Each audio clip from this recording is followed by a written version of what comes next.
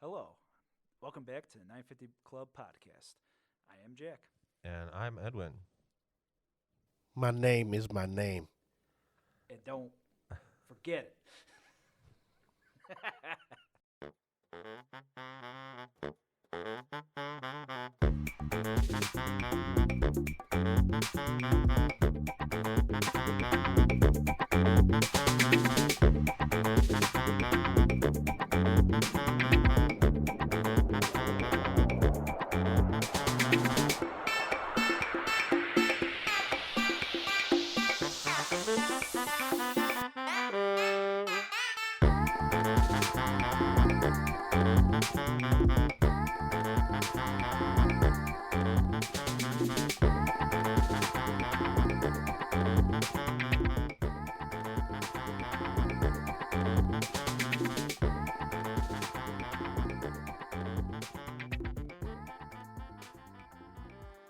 And so, today's episode, we have a very special episode today. Mainly one of the biggest influential animes ever, Cowboy Bebop.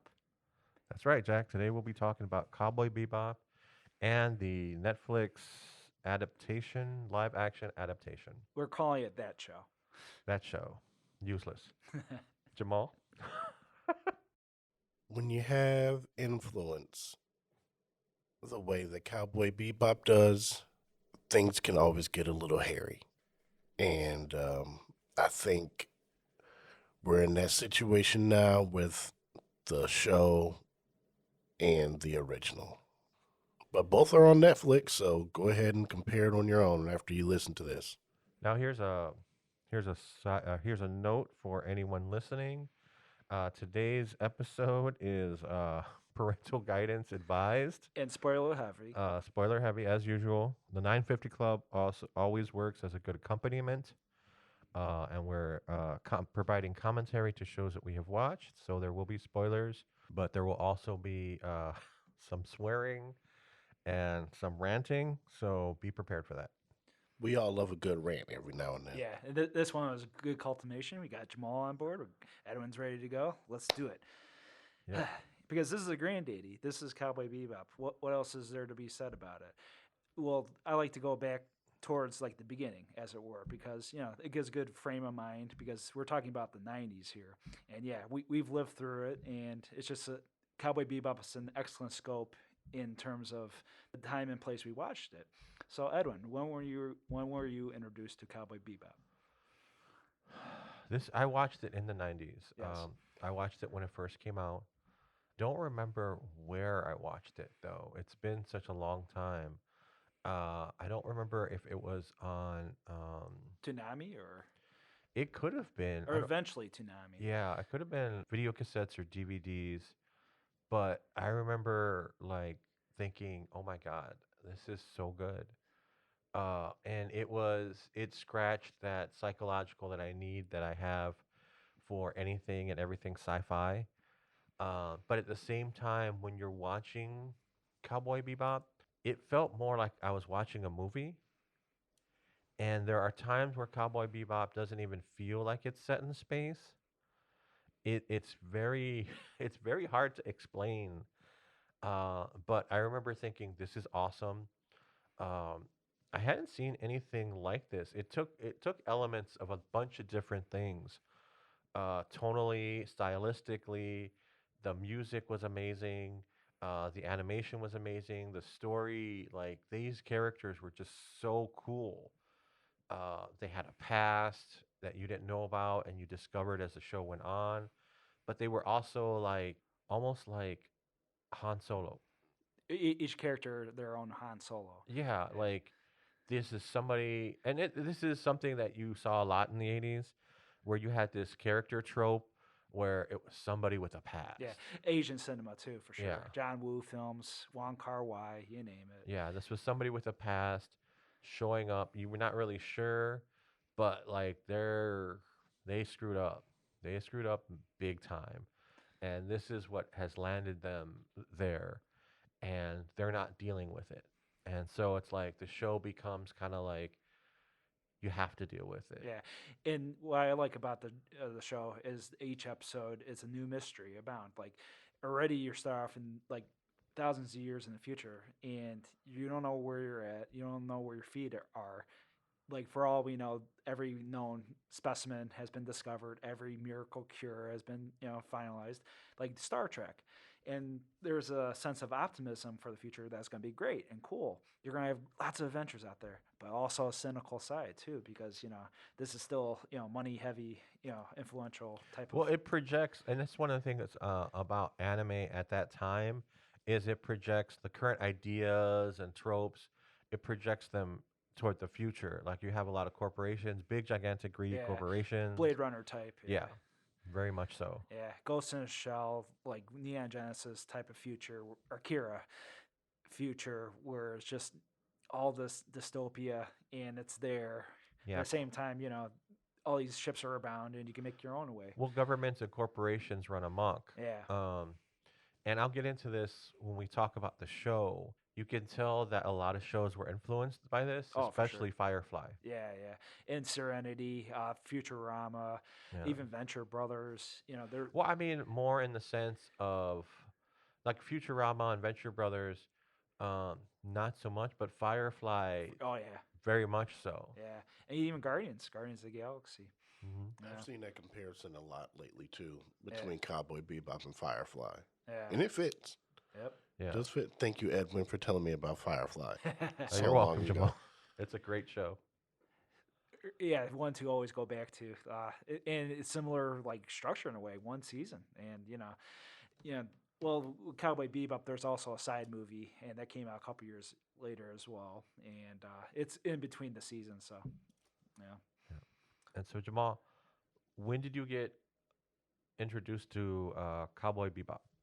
I watched it in pieces, but I don't think I ever watched it all the way through. Okay.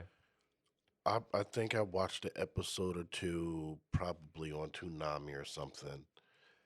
And then a friend of mine, Kyle, rest in peace, Oh. loved the show. And he told me about it. And I watched a few episodes with him. Before the live action came out, that's when I actually sat down and watched the full thing from beginning to end. I was kind of disappointed in myself because it was so short, Yeah. but it was so good. Yeah. And I'm like, why didn't I finish this before? Yep. Yep. Yeah. Well, similar to me because I was a little bit younger. I always saw the movie like in video stores and stuff advertised, and it'd be front center. Staff recommends, and I would see that before shows became on DVDs and stuff like that too.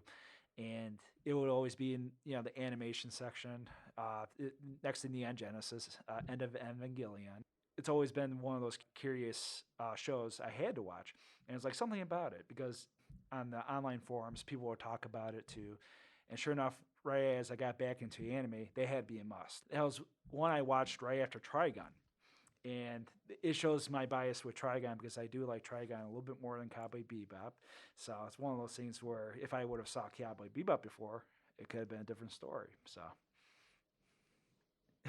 Edwin's shaking his head right now. I think there are very few things that are better than Cowboy Bebop. Yep. Yeah.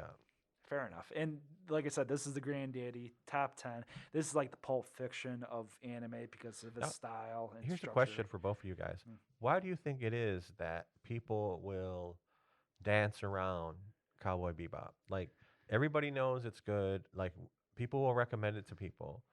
But then I don't know why there's this dance around it. Like they might watch a few episodes, say that's good, but then they never jump in. Could be anime. Like it's still a new format to them. That's like a strong indication, I think.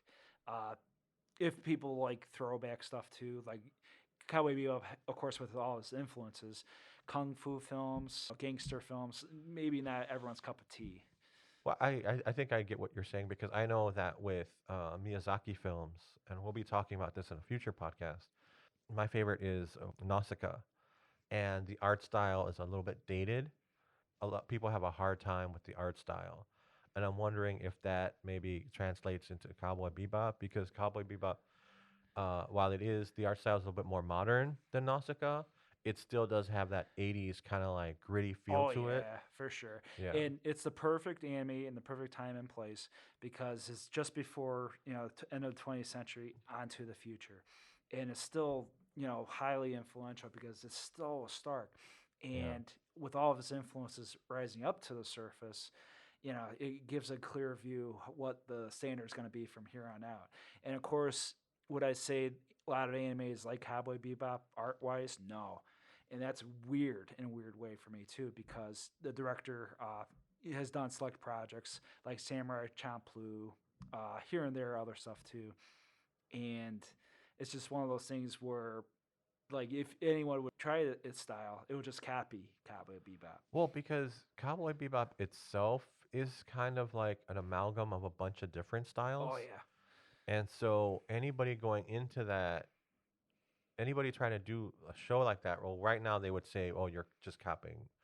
You're just is this an homage or are you just stealing whole cloth yeah. from Cowboy Bebop?" From the same story beats to the art to the music to the Well, it does a lot future. of things Yeah. like I think that Lucas did in Star Wars, where you have this sci-fi adventure set in another galaxy, but it's very much like a sci-fi western war movie. Hmm.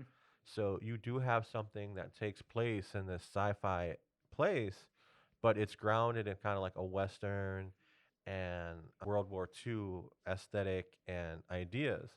Like with Cowboy Bebop, you have this action anime that gives you film noir, it gives you sci-fi, it gives you western, it gives you like buddy cop.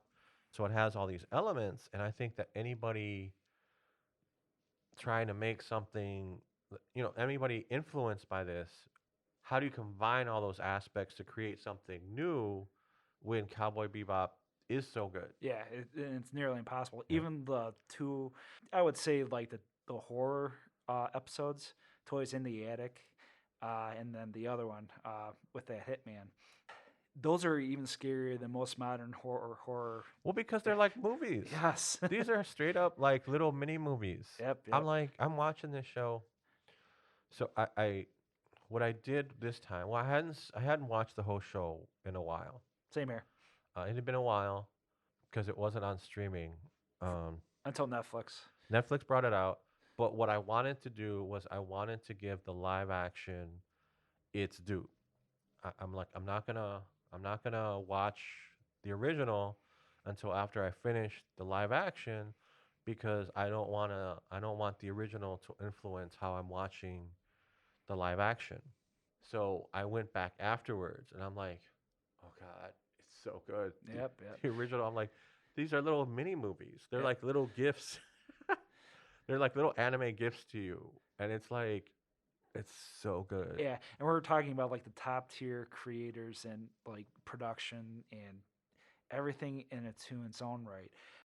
To answer your question, I think the reason why it's hard for people to dive into it is a combination of things that you said. It's there's so many different things going on, people don't know what to make of it. It's complicated, yeah. You got a Western with jazz music, you got sci fi, you have kung fu, you have buddy cop, you have all these different things, and people aren't quite sure what it is. Yeah. And then, like you said, the style of the show, it really is like mini movies. Yeah. It's not connected in the way that people think, all right, this episodic boom, boom, boom, boom, boom. But it's also not like a Batman animated series where it's like, all right, this one episode stands alone. It doesn't matter. Like all the episodes matter, but they're not necessarily connected. Yeah. And it's just hard for people to Yeah, to piece together. figure Well, out Yeah. the What- style and tone of the show. And having watched the live action, I noticed something very strange about Cowboy Bebop itself. This is a show that I want to say meanders like a Western. Oh yeah. Yeah, It takes its time. it does. It takes its time in ways that modern shows don't.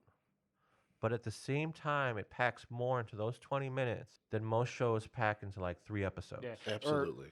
which is mind boggling. Yep. It's like, how does this show that feels like nothing's happening have more going on in 20 minutes than an hour-long show. It's like, what? There's no filler in No, Cowboy Bebop. none at all. Every None at single all.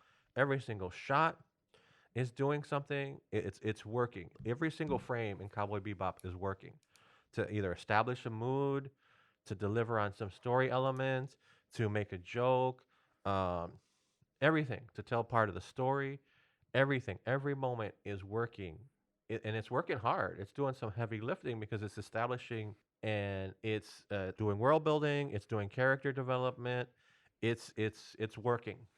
Every moment in this show is working and working hard to deliver the story of this show.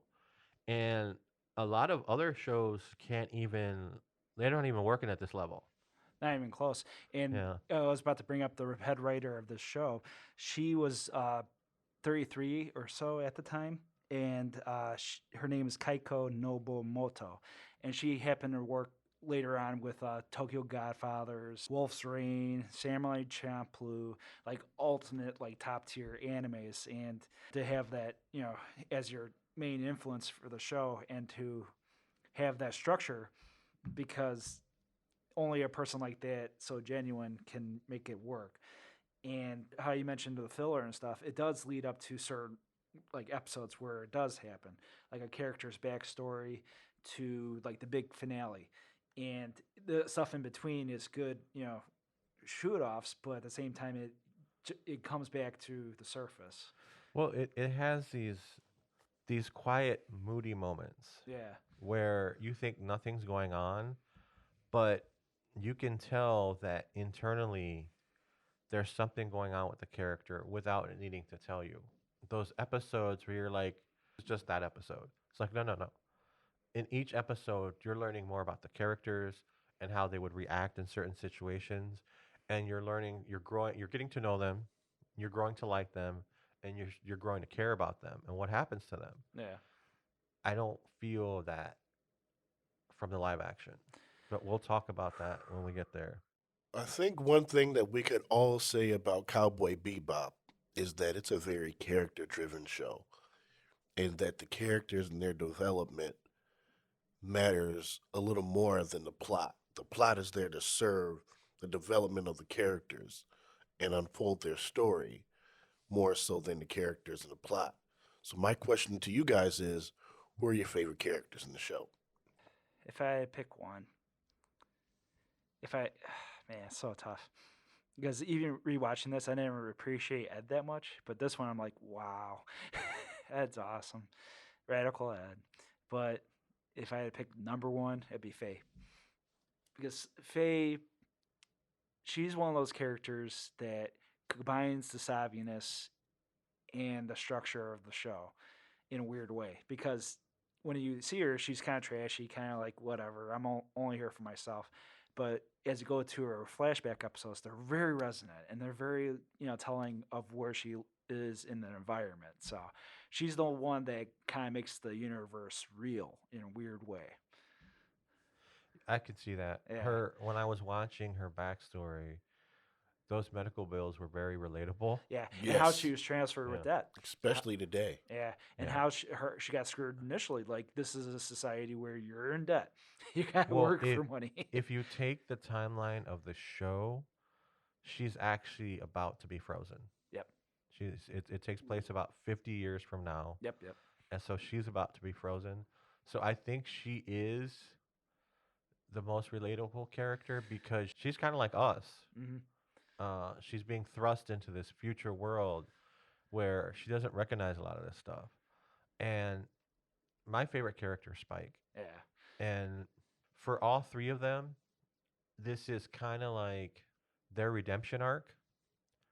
This is their that moment in their life where they're in between things and they're coming from one moment where they thought they were on top and everything came crashing down and here they are kind of like living in the remains of that, Hmm. trying to struggle by because I started thinking about it. I'm like, who the hell would want to be a cowboy? At Who least would in this wanna, future. yeah, who would want to do this? It's terrible. Yep. You're broke half the time, you're hungry half the time. You're getting shot at. Yeah, it's very lonely. Yep. It's like you're being shot at. It's like, who would want to do this for a living? Nobody. And the answer is nobody. Yeah. Thrill seekers. Well, thrill seekers, yeah, but for the most part, nobody would want to do this job. Right. And it's like, it's not a job that you do by choice. Yeah. And that's what I like about these characters. It's like they're at the bottom. Their circumstances have pushed them to the bottom. Yep. And so this is how they're struggling by to do what they need to do. And it's not something that I think I understood when I watched it the first time because I've got 20 years of worth of life experience since then. Oh, And it's yeah. like, yeah, wow, these characters mean a lot more to me now Yeah. in a weird way. For like initially, I related with Spike, but then it became more and more with Jet because Jet is pretty much like this, like this Papa Bear type. Like He is the Papa Bear. he is the Papa But Bear. he's got that cluelessness of a dad too, That too. which I found way more endearing this time around. Same here. Because I remember when I was a kid, well, I wasn't a kid. I mean, I was like 20 when the show dropped. Yeah. He kind of annoyed me Yeah. back then. And now it's kind of like I find it a little bit more endearing, especially with everything that's happened. It's like you kind of want somebody looking after you the way he looks after them. Yeah. But he's also not like a pushover either. No, and Yeah. that's the reality aspect of the show. Things cost money, this and that, and of course, you gotta pony up sometimes. So Yes, you do. yep. The funny thing is, my favorite character is Jet. There you go. There you go. And I think the great thing about this show is we each saw something different. We each had a different favorite character, but they were all relatable in a way Yeah. that we Yeah. can all recognize and shows how great of a job Cowboy Bebop did with these characters. Oh, and Yeah. yeah, we're going beyond movies. We're going beyond like great shows. This is like forever top tier show. So Well, making them so relatable, yeah, I think, is kind of the key because even though they're supposedly a crooked cop, you know, a yakuza, a gypsy. down on her luck gypsy Yeah. gambler, Yeah, they're still people.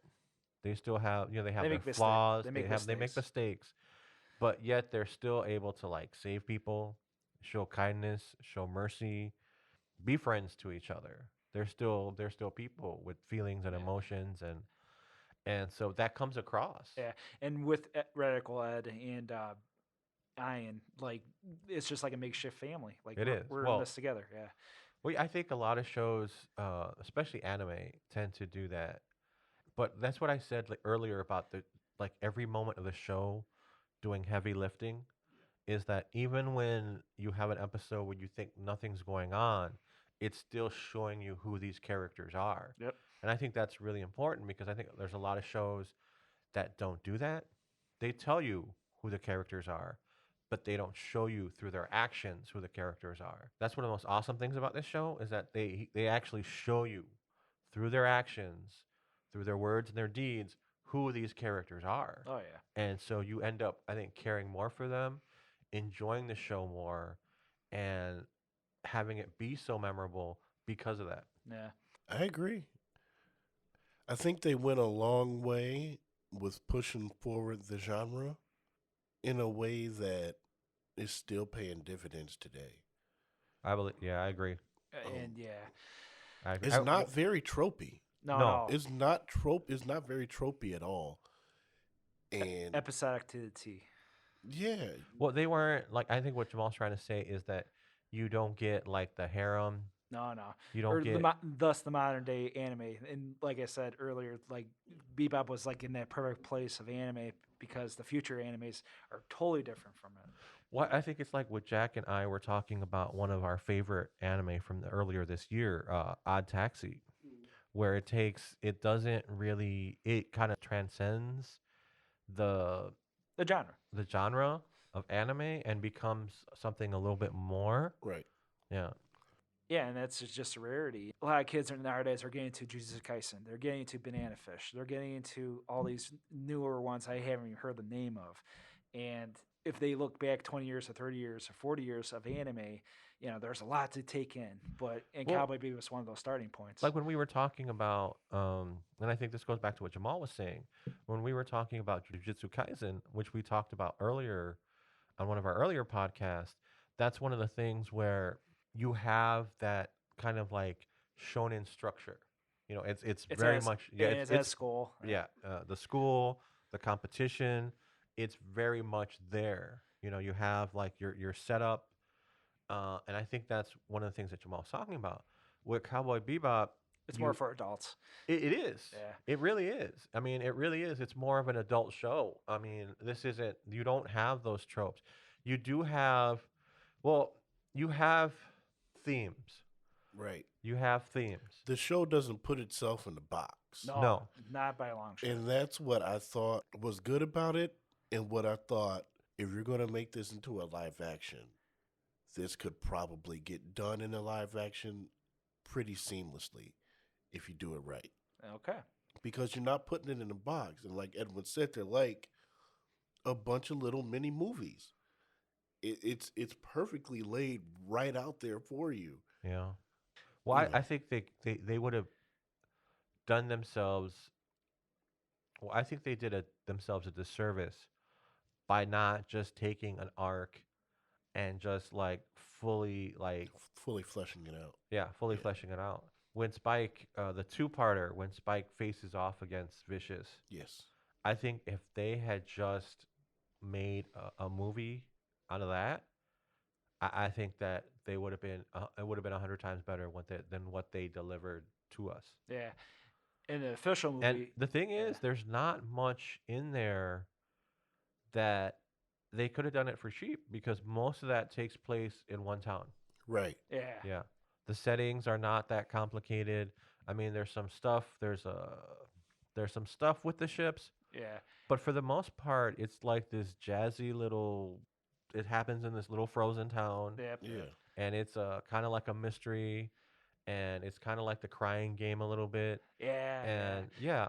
And so you have all these elements that I think this would have been perfect if you would have just this right here. Found a focus. Yeah, found a focus instead of trying to.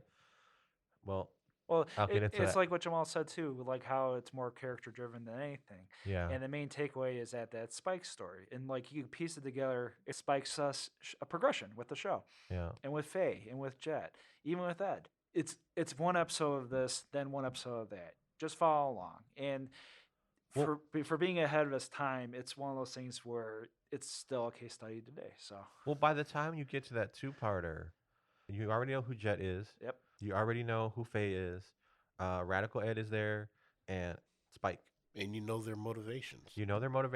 But what's the mystery with Spike at that point, kind of thing. So yeah. That's the beauty of it. And then even with the progression of the show, like from the first episode, you have the fortune teller, and the fortune teller pretty much tells the demise of Spike. A fortune teller comes halfway and at the end, full circle. There's little snippets like that, and you wouldn't think that, but like it's one of those things where you just have to trust what you're watching.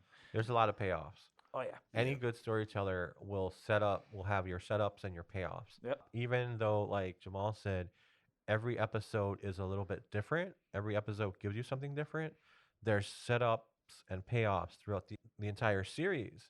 And that's what a good creator does. Oh yeah. That's what a good writer does. Oh yeah. You have your setups. It's like telling a joke. You have your punchline. But if you don't do the setup, the punchline doesn't make any sense. Yeah. Yeah. So with that, before we get into live action, let's just go one last route, because the show is, it's one of those ones where I just advise you just watch it, and we don't want to give away the overall plot or anything like that. It's just a matter of like experiencing it on your own, and that's pretty much what every anime fan that's come across with this anime has done. So we welcome it, we strive for it, and we just want to highlight our favorite episodes. So my favorite episode would have to be Toys in the Attic. that's the episode where the crew is under attack with this mysterious blob. There's a lot of references to older sci-fi. Alien, The Thing, Yeah. beautifully placed, and it's like I mentioned, how it's one of those horror like aspects that's even scarier than most modern anime today. So Oh yeah, you can tell that this episode was heavily influenced by Alien. yeah. When he has to blow the fridge out of the airlock to keep the entire ship from being infected. That was excellent. That was excellent. That was the most like the best tense action sequence of the bunch. Oh man. But then that's one of the things I love about this show is the way it uses music. By Yoko Kanno. Yes. Oh man, that Music is fantastic. Yeah. yep, that classical music at the end where it just focuses on the fridge and focuses on everybody and how they're floating, and it just makes it seem like they're dancing. Yep. Yeah. Even though they're unconscious, it just keeps cutting back and forth between, and that's some cinematic gold right there. I know. Because I don't know very many people who could pull that off in live action, No. let alone in animation. not- And it not just even cuts close. back. I don't know anybody who would even think about doing that. Yeah. It just goes back and forth, and the spores, the infectious spores, are just made to look like this pretty like light show, like almost like fireworks in space. Like they're just having a grand old time on this sad little ship, Yep. and and they're all passed out. But it's just the way it plays out is just really awesome. What would be your favorite episode? It's the first episode. Yeah. Oh God, it's so. And when you want to talk about sad, I mean, it's just that show. That first episode is heartbreaking Yep. because you could tell that she just wants to get away. Yep. That girl just wants to get away, and there's no escape for her. It's set up like Desperado. If you're It familiar. is so much, and it's just it just tells you what this show is gonna be. Yeah. It's gonna be like this. It's just gonna be a sad show. Yeah. Quasi Western. Like Well, the you have you have sci-fi, you have gangster, you have western, you Yeah. have kung fu, you have a little bit of everything going on. It's like Thanksgiving dinner, man. Your plate is full. You got Yeah. your ham, you got your turkey, you got your stuffing. your yeah. stuffing, you've got your sweet potato, you got your green beans. This plate is full. You can't talk about Thanksgiving and leave out macaroni and cheese. Baked macaroni. and Baked. That's, cheese. thank Cake word baked. That's And disrespectful. so it just there's so much on this plate for you to enjoy that you're not sure where to look, but it gives you this narrative that like centers you through the episode, and you know what this is going to be about. Yeah. You know what this is going to be about. Oh, for sure. Yeah, the show delivers on the promise. Oh yeah. Jamal? For me, my favorite would probably be the two-parter that featured the character Grin. I really like that. We learned a lot about Grin, but we also learned a lot about Faye. Yes. A lot of stuff about her was uncovered, and it kind of changed the course of that character Very for much the rest so. of the show. Yeah. And that was like her first like actual dramatic type of like instance with Faye, and because Faye is also a tragic character too. Yeah. She is a tragic character, but you don't really get that Until in that the point. beginning. You can go from, I could see how people would be annoyed by Faye in the beginning, but after watching that, it's like you completely change your outlook on this lady. That's true. And now you're rooting for Yep. Yeah. All right. And when we come back, we're going to be talking about that show. the live action greatness. The live action greatness. The live action greatness. I think that we should assign it a A name. syndicate name. You have Vicious, you have Fearless, and this show's syndicate name is Useless. It had a purpose. We'll see. It got Netflix a lot of views. We'll talk about it when we come It back. got people to watch the original. That too. We're going to be taking our first break. We're going to be taking our first break. Coming up, we're going to have more Cowboy Bebop. Coming up, we're going to have more Cowboy Bebop. See you, Space Cowboy. See you, Space Cowboy. Ba-bang. Bye-bang.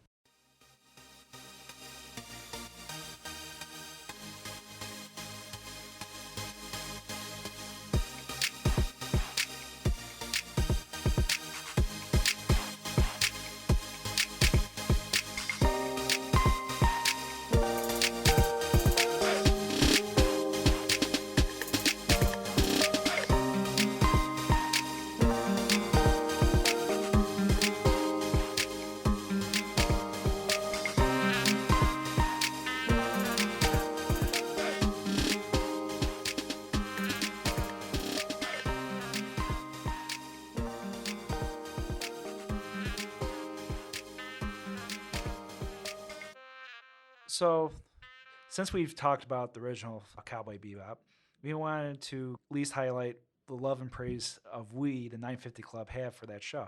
It's an influential show, even for our podcast. The music by Tim. I told him, like, you know what? Make it like Cowboy Bebop. And he hit the home run with that. He So, definitely delivered. yeah, Yeah, I so really like it. Phenomenal. yeah. Yeah. And thank you again, Tim. And we're hoping you're doing okay, buddy. But anyway. Yeah, feel better soon. Yeah. So, with the anime, 20 years later, or 20 plus years later, we have the live action through Netflix to talk about. Which Netflix announced, and I think we on our last 950 Club After Hours, we were kind of talking about the live action adaptations of certain anime shows Yes. and how bad they were. As far, Unwatchable. huh? Unwatchable Unwatchable. in And most as cases. Not even to hate watch. It's one of those things where oh, should even bother. this show, the things I do for this podcast, watching this show was painful. I decided not to watch the original again before watching this one because I wanted to give it, I wanted to go in and not be judgmental and not have like all the good things that we said about the original. I didn't want that clouding my judgment when I went in. I'm like, I'm going to do this fresh. I'm going to give it a chance. And I was disappointed. I was disappointed on so many levels. I'm like, this show is useless. This show is utterly useless. I don't know what the point of this show was. The point of the show is for Netflix to, stretch their legs with their studios. That's the point of it. The point of it was to get eyes on Netflix. That too. Sometime controversy sells. And Netflix did that this past year to the T. And they did that with this show. Peek behind the curtain. I never do notes. Notes don't work for me. Edwin is a note taker. He usually has good, copious notes. Jack is cool. I'm more of a free baller. For this one, I actually started taking notes. All right. And by the time I finished the first episode, I had over a page of notes. And I said, this is going to be too much. And I just threw the notes away. I wanted to find the connections with the original to the new one, and they're pretty evident. Like from characters to like even like the three background old guys, they're thrown in there. Whatever, you don't lose that sense when you watch the original in a way. And original fans like us, we knew right off the bat. We mentioned this before in our after hours. It's just gonna be its own thing. I was scared but hopeful. I was hopeful too. I mean, I don't want. I told you it was going to be terrible. I told you don't get your expectations up on after hours. I told you it was going to be bad. Well, I didn't. Jamal was right. Look, I didn't have high expectations going into this. I really didn't. They didn't deliver on those expectations. No. For me, I thought it'd be like Guardians of the Galaxy, because Guardians of the Galaxy definitely wouldn't even have a grain of salt without Cowboy Bebop. Like, okay, that'd be cool 180 in a weird way. Well, no, this show doesn't even have that level of energy. No. It doesn't. It's not as goofy. No. The energy just isn't there. Kaput. It's like, I'm like, I fell asleep. I know that it's the holidays. I've been working a lot, so I was tired.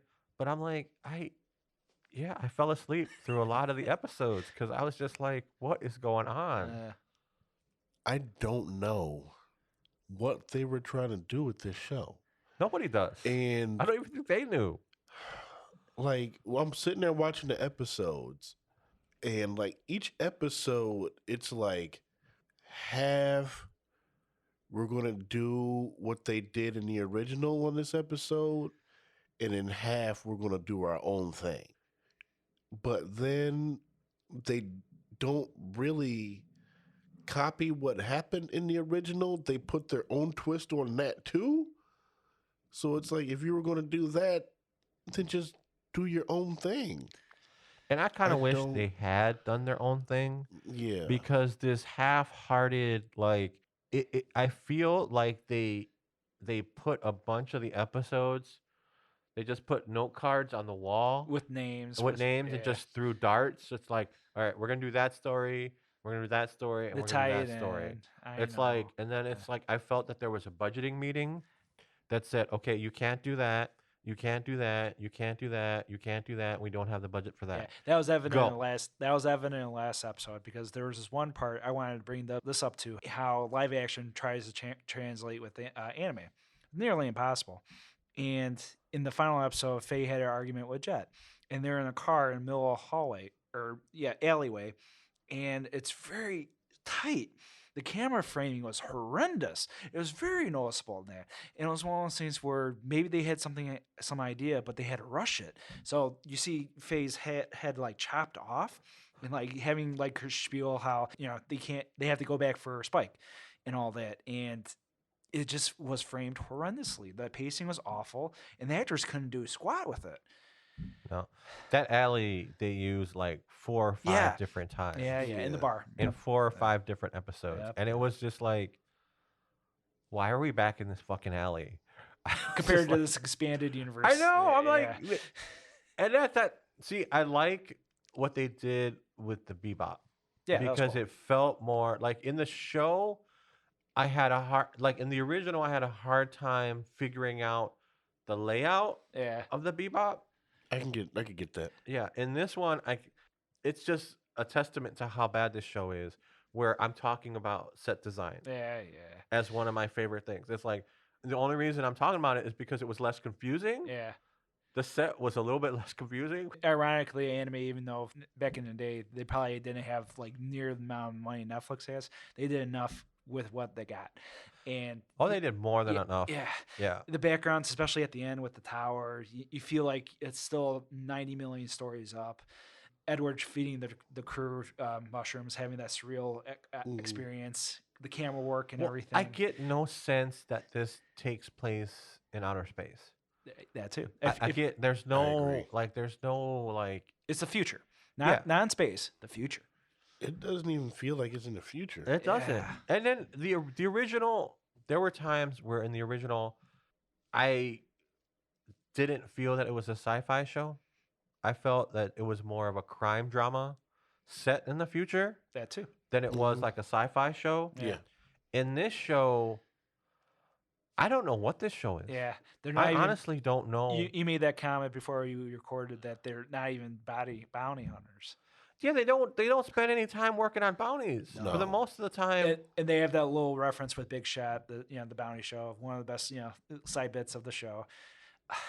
And they parodied it, and it's cool, even in the live action. But that's the point of I the don't show. Get it. Like we've mentioned before about how Netflix has high production value on everything, even stuff that doesn't need it. And on this show, I don't know if they just didn't want to spend the money or if they intentionally made it this way. I was thinking that too. I was thinking that maybe this is kind of like an aesthetic Oh, for sure. that they were going for. I thought that's what I thought. I wasn't sure. And like Well, that's it's hard to giving tell. Netflix too much credit. But even if they were intentionally going for that aesthetic, it was off. Look, man, It it was is off. because there are moments where this show reminds me of the Power Rangers, That, and not in a good way. and for me, a stage play, Yeah, especially when they're in the bebop. well, like I told somebody, this feels like a fan film. That too, amateurs. It feels Yeah. like a fan film. I've read reviews the same thing. They were like, "This is."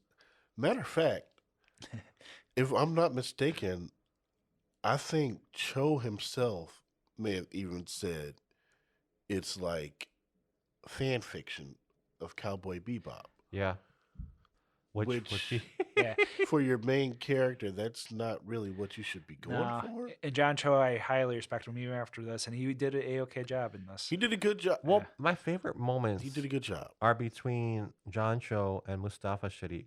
Yeah. And Shakir. yeah, Shakir, Shakir. He was excellent. He's probably the best actor of the bunch. Well, I think he embodies Jet in a way that nobody else embodies the other characters. Yeah, Yes. and doing agree. a spin on it, as it were. Daniela, I don't know if it's. I want to say they didn't give her a lot to work with. I was about to say that. I don't think they gave her the right material to work with. Not at all. They butchered that character. Yeah, when she's like, it shoots videos out of its eyes.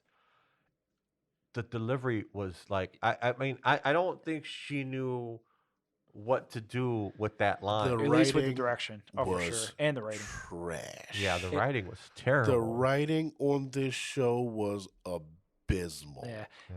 It was when I watched Cowboy Bebop, when I watched the original one, it had its moments where it was funny. It was a lot of things. It was never corny. No.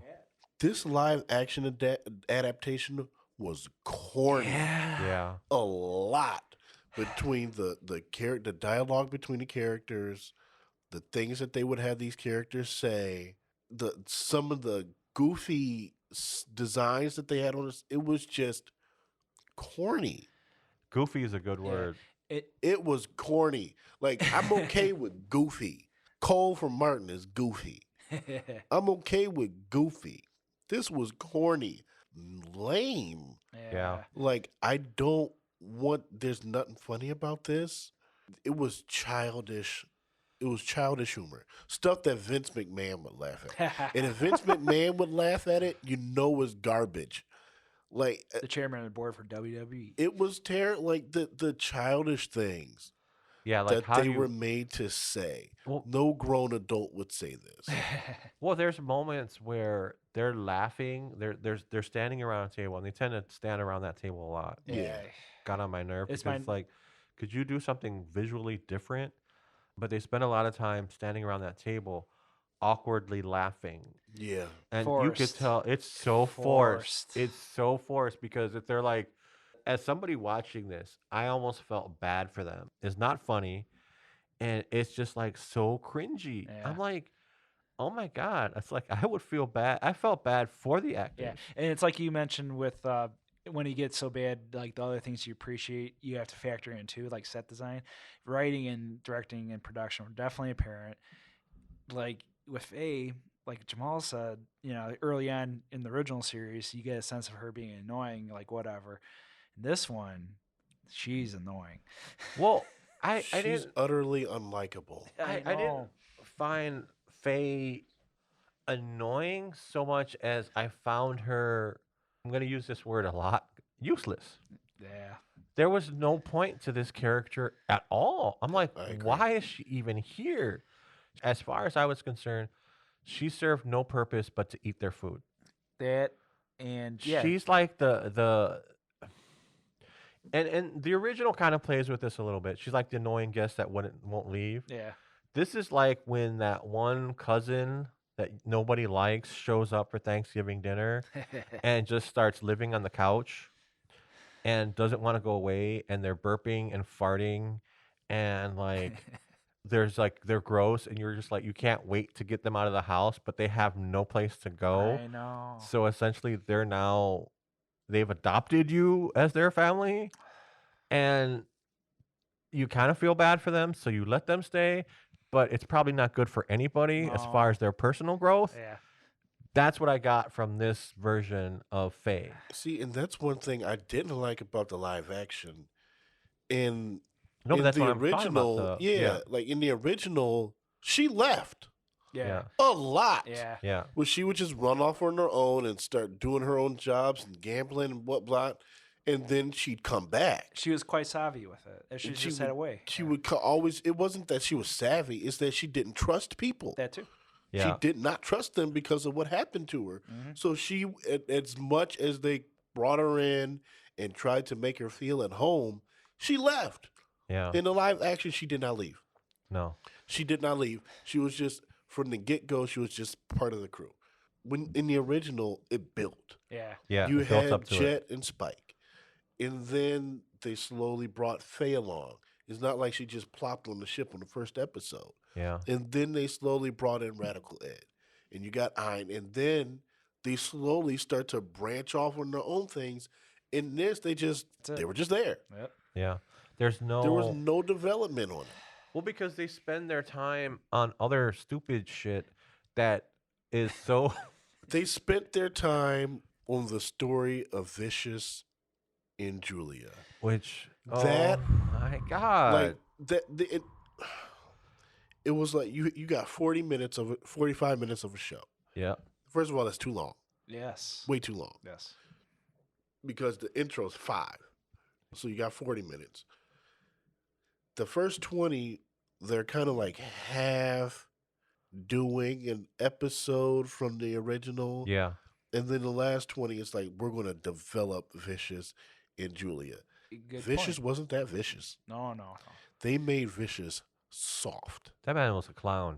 He was a jabroni. And his acting was not that good. In that He one. was The acting was awful. horrible. And I don't know. Again, I'm not going to blame him. The acting was bad, but I felt like they made him that way because they made him a bumbling idiot. Yeah. He's a cartoon bad guy. Yeah, he's a cartoon bad guy. He's Yeah. and it's one of those things where, Jack, we were talking about one of these things where, like, they spend, like I said in the original, they spend a lot of time not telling you who these characters are, but showing you who these characters are. In this, I feel like they've told you who Vicious is, but he does not deliver on that, on who he is at all. Not Not at all. close. I mean, this guy eviscerates. He kills people, and Jack talked about the violence in this show, the unnecessary violence in this show. Yes. That man kills and kills and kills and kills. I still don't take him seriously. Yeah. Without regard. Not for 1 minute do I. He wipes out the council. He wipes out the people who are working on his drug, without any kind of indication of mercy or anything. So he does things where it's like, you should take Vicious seriously. I felt that Julia could have walked up to this dude, punched him in the face, and that would have been the end of it. I was just waiting. I was waiting through this entire show for somebody to just walk up to this guy, punch him in the face, and be done with it. Oh, I'm sorry. Vicious is dead. What? I punched him in the face. He's dead. You know me, and you know that I don't like villains that I can't believe in. That. Yeah. And Vicious was a villain that I couldn't Well, believe in. Nobody cares. Nah. Nobody cares. Yeah. People Vicious- liked Vicious in the original. Because he has a pretty cool He had a backstory. good Yeah. story. Because he's a douche. Yes. Vicious in the original is a fucking asshole. Yes, he is. The way he treats Grin, it's like Grin just wants to be a comrade, and Vicious is like, "Fuck you, dude. Yep. I don't believe in that and they were shit." He soldiers was together. Vicious. He lived up to that name. Yeah, Yeah. and he's barely on the show. He makes a few appearances. Right. Faye is scared of Vicious. She's Yeah. like, Yes.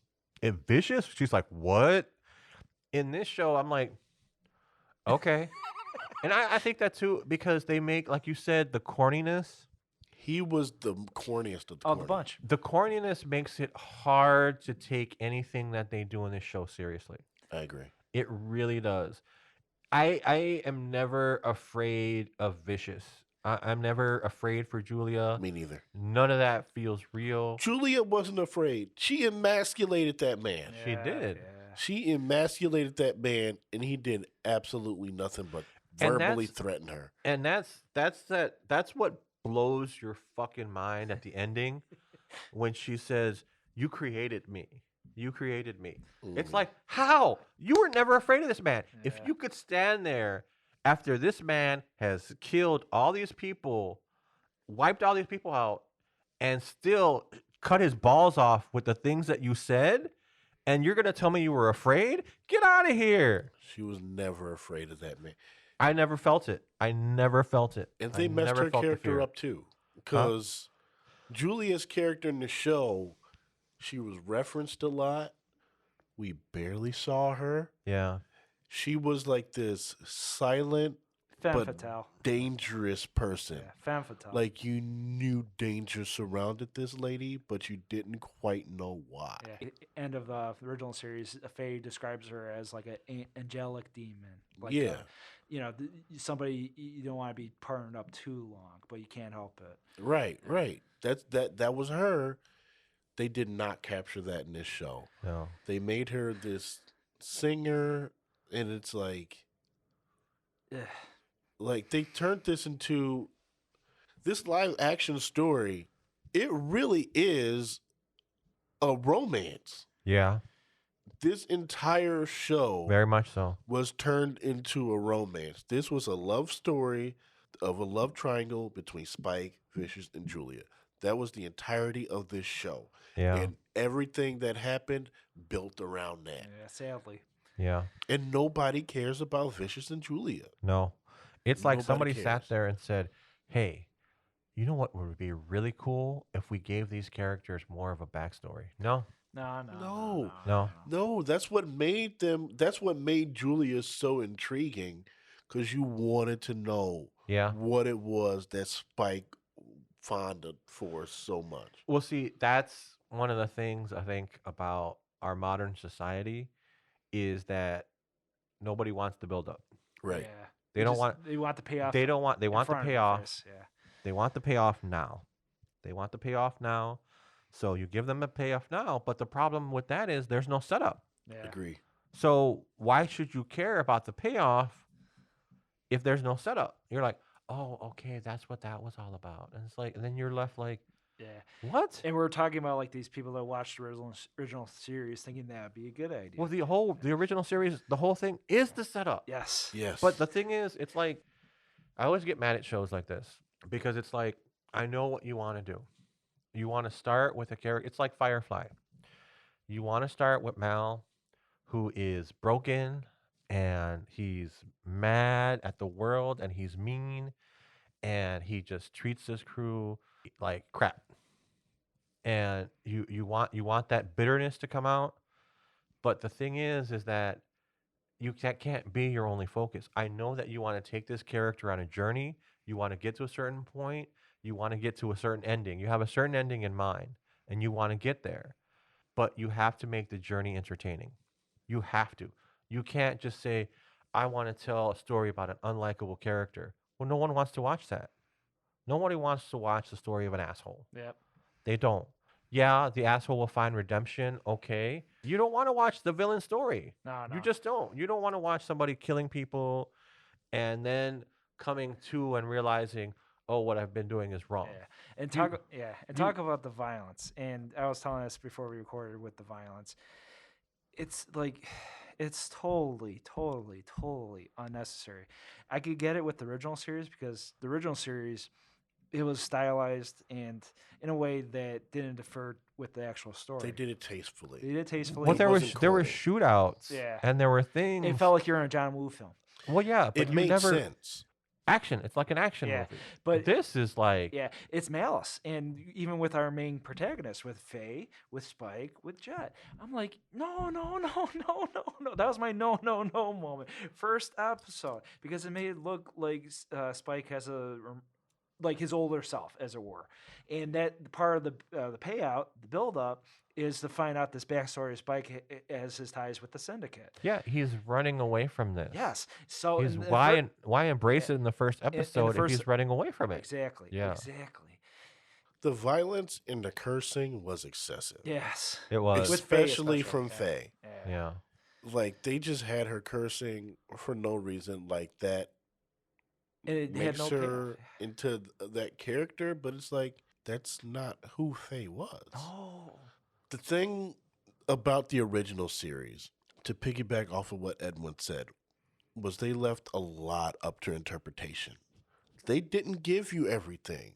No. They gave you enough so that you knew the story, but not too much where you knew everything. Yeah. So there was a lot left up to interpretation.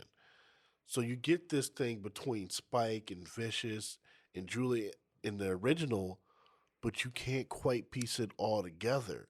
It's just like you got this little bit here where, okay, these two used to work together. There was a divide. Julia is somehow in the middle. We don't know how. We don't know why.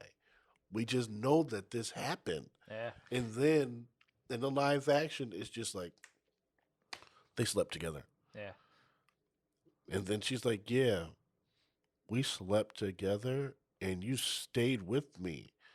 so what does that say about you, Mr. Vicious? And he's like, don't you say that about me. Yep. And it's like, It cracked my brain. what? Like the first time she did something, he choked her. And I'm like, okay.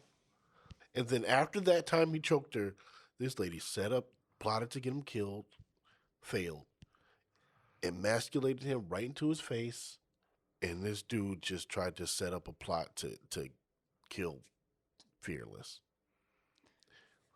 Like, dude, why are you still with you? Your name is Vicious, and in the first episode, you're caught selling red eye, and they're like, all right, shoot your wife, and you're hesitating and pleading. Vicious in the original would have been like, not even hesitated. Yep. Not even In hesitated. the original series, it alludes to technically Vicious killed Julia. So Not even hesitated. And this, he's hesitating, he's pleading. So from the first episode, you're already like, all right, I'm done with Vicious. Well, because they've changed the character. Yeah. They've changed the character. He's a bumbling idiot in this one. Yeah, he still has the name. Yeah. that's it. That's it. He still has the name, but there's no, because in the original, I thought, okay, these were guys who had done things and then been recruited by the syndicate as as mercenaries. Or these are just like dangerous people. Right. They're essentially mercenaries for hire. Yeah. Julia, Vicious, to make Julia a makeup artist / and one of the things that I had heard is that they were trying to give more representation to women.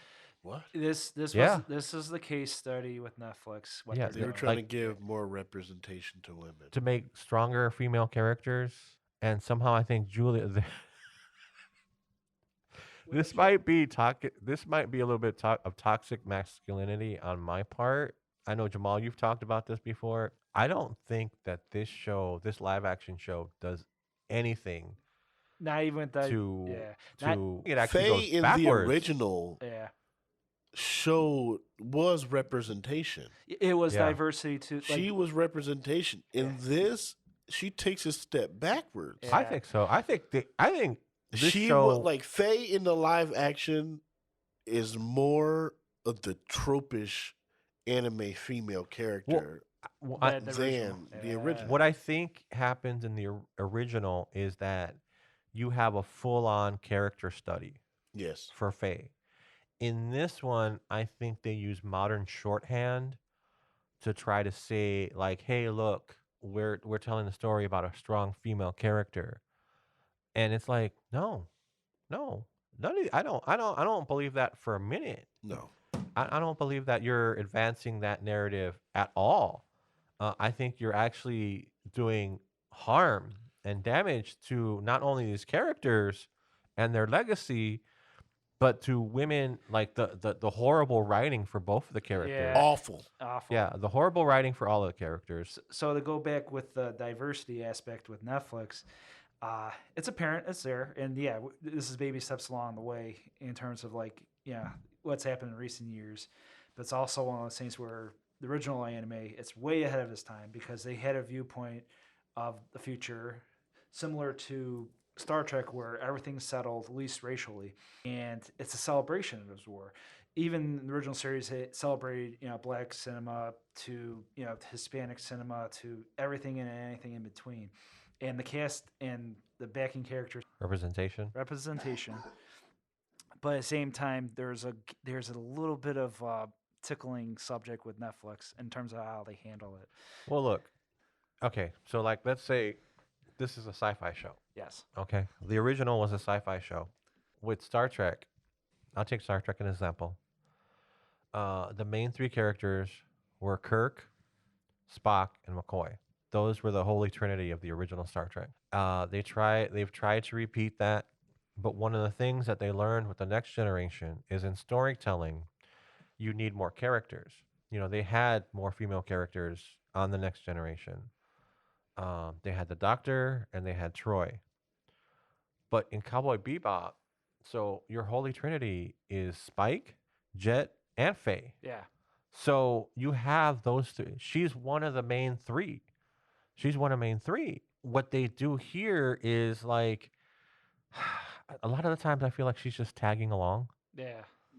She's just like, okay, I'm here for the laughs. You know, it's like what? Yeah. And as far as Julia, it's like, okay, so you take Julia from being essentially a trained mercenary killer. You take her from that and you make her a makeup artist, lounge singer, to give more representation. and quote that's unquote. supposed to Edwin, advance. she's the brains behind Vicious. Oh Jesus! Oh no, that doesn't take much. That doesn't take much at all. No. Because And apparently this- he had no brains, and he's been getting talked about and put down his entire life. And that's the tickling aspect of it, the forced aspect of like, no, we have to switch around so we could like please the masses that way, or at least have the better percentage of Well, pleasing the masses. You didn't please anybody. No. Instead of making this character a background character, like the way she was, to me, I felt that she was a stronger character for the absence. Oh, a million times over. Agreed. And she shows up, and here she is. Like, you can tell in the original that this woman has affected Spike. Oh yeah. Yes. In this one, it feels like, let's look at it this way. So, I'm going to talk about Twilight for a few minutes here. So, Twilight was a huge book. Being a bookseller, Twilight was a huge book. I mean, Ridiculous. it was epic. It was It ridiculous. was epic, the number of copies that we Still sold. today. Yep. Yeah, of Twilight. And I read the first book. It was a popular one. I read it. I actually liked the book. I liked the book. I liked the characters in the book. It was a little angsty for me, Yeah. but it was still, I'm like, this is, I'm like, I can see why a lot of people would like this. Then they made the movie. And I was like, what the hell was that? They took two people who were kind of like outcasts. They took these two people who connected because they were outcasts. Yeah. They didn't quite fit in with like their circles for whatever reason. And they came together and they found like this shared, like, we're both weird kind of thing. Yeah. We're both weird. We both don't fit in. And that kind of works for us. In the movie, they made it like this tragic, like, oh Yeah. my God. And it turns out to be like the Kind of like melodramatic, Romeo and Juliet, the most handsome person in the world. whatever. Yeah. Whatever. And I'm like, wait, you guys were missing the point of Yes. like what was going on here. And you turned it into like this, like, Schlock. oh, so bad. Yeah. And yeah. so I kind of feel like that's what happened here. Oh yeah. Totally lost in translation. Yeah, just a different vision too. And I was mentioning before, like our initial reactions towards it, it reminded me initially right off the bat the Super Mario Brothers movie. Ugh. Yes, Ugh. yes. The director team of that one definitely did their own thing with it. And you see Mario and Luigi, but it's not them. That was me with Spike. That was me with Jet. But Jet, he was pretty much the closest of the bunch. And then ultimately with Faye. Hollywood didn't know how to tackle certain properties back in the day. Oh yeah. They just didn't. Superhero movies were like, it was all about black leather. It was like, Yeah. what is going on here? They couldn't capture the cool aspects of a comic book hero to save their lives, to save their studios. They just couldn't capture it. It was like Jamaal said, it was corny. It was corny. The writing was corny. Everything about it was corny. And that leads me to that question: what does Netflix, what does Hollywood really think of anime? Because anime's coming up. Anime's doing their it's thing. like It's Jamaal not said, their thing. Exactly. I think It's with not Jamaal, their thing. It's Yeah. made by people that are brown. It's a Japanese property that they have no control over, and that's the problem. Yes. That's their biggest issue. If it's not theirs, they're just not going to invest the time in it. That's all it is. Yep. It's that simple. Well, I think it's like what you said. This is a cash grab. Oh, This is Yeah, Oh, this is a yeah, this is a definite cash grab. yeah. Well, they will profit off of it, but they're not going to put effort into it, and that's all it is. I don't know if this was just a lack of effort or a lack of talent. All the faucets. Probably both. Yeah. Lack of effort. Yeah. Netflix knows Cowboy Bebop is big. We're going to attract a lot of attention. Let's just do it. And what did John Cho say? John Cho said, and I quote, in an interview with Still Watching Netflix, he described the live action remake as the most expensive work of fan fiction ever. Exact quote Ugh. from the main actor. Hello, welcome back to the 950 Club Podcast, an anime and manga podcast. Today, we're finishing up our discussion over the live-action version of Cowboy Bebop from Netflix. So, we're bringing in the blues, we got the funk, and all that jazz. So check in. I don't like Netflix sci-fi. Netflix just doesn't do sci-fi well. I mean, this has been an ongoing thing with me. I think I've talked to you about this, Jamaal, where it's like I'll see something on Netflix. I'm like, oh, I want to watch that. But in the back of my head, it's like, Edwin, don't do it. Don't do it. It's going to be bad. It's going to be bad. You're going to be pissed. And it always happens. It always happens. I'll watch a sci-fi movie that they have or a sci-fi show that they have, and I just end up angry. And this was no different. Usually the special effects are really good. They'll have something that will suck me in, but it always ends up being bad. And I thought to myself, and I was talking to Jack about this, I wish they would just do something like an old 90s syndicated sci-fi show, like the Stargate, or like there's a few others, something like that, where it is cheap and it is kind of cheesy, but at least it's enjoyable. Witcher has elements of that, but Witcher is definitely a more epic scale. It does, but Witcher has more production value than this. Yep. And I'm like, how do you mess this up? How do you mess this up? And it's the writing and the directing and the acting, and so many things go into making this thing bad. And I'm really upset because, all right, there was this controversy over Faye's outfit.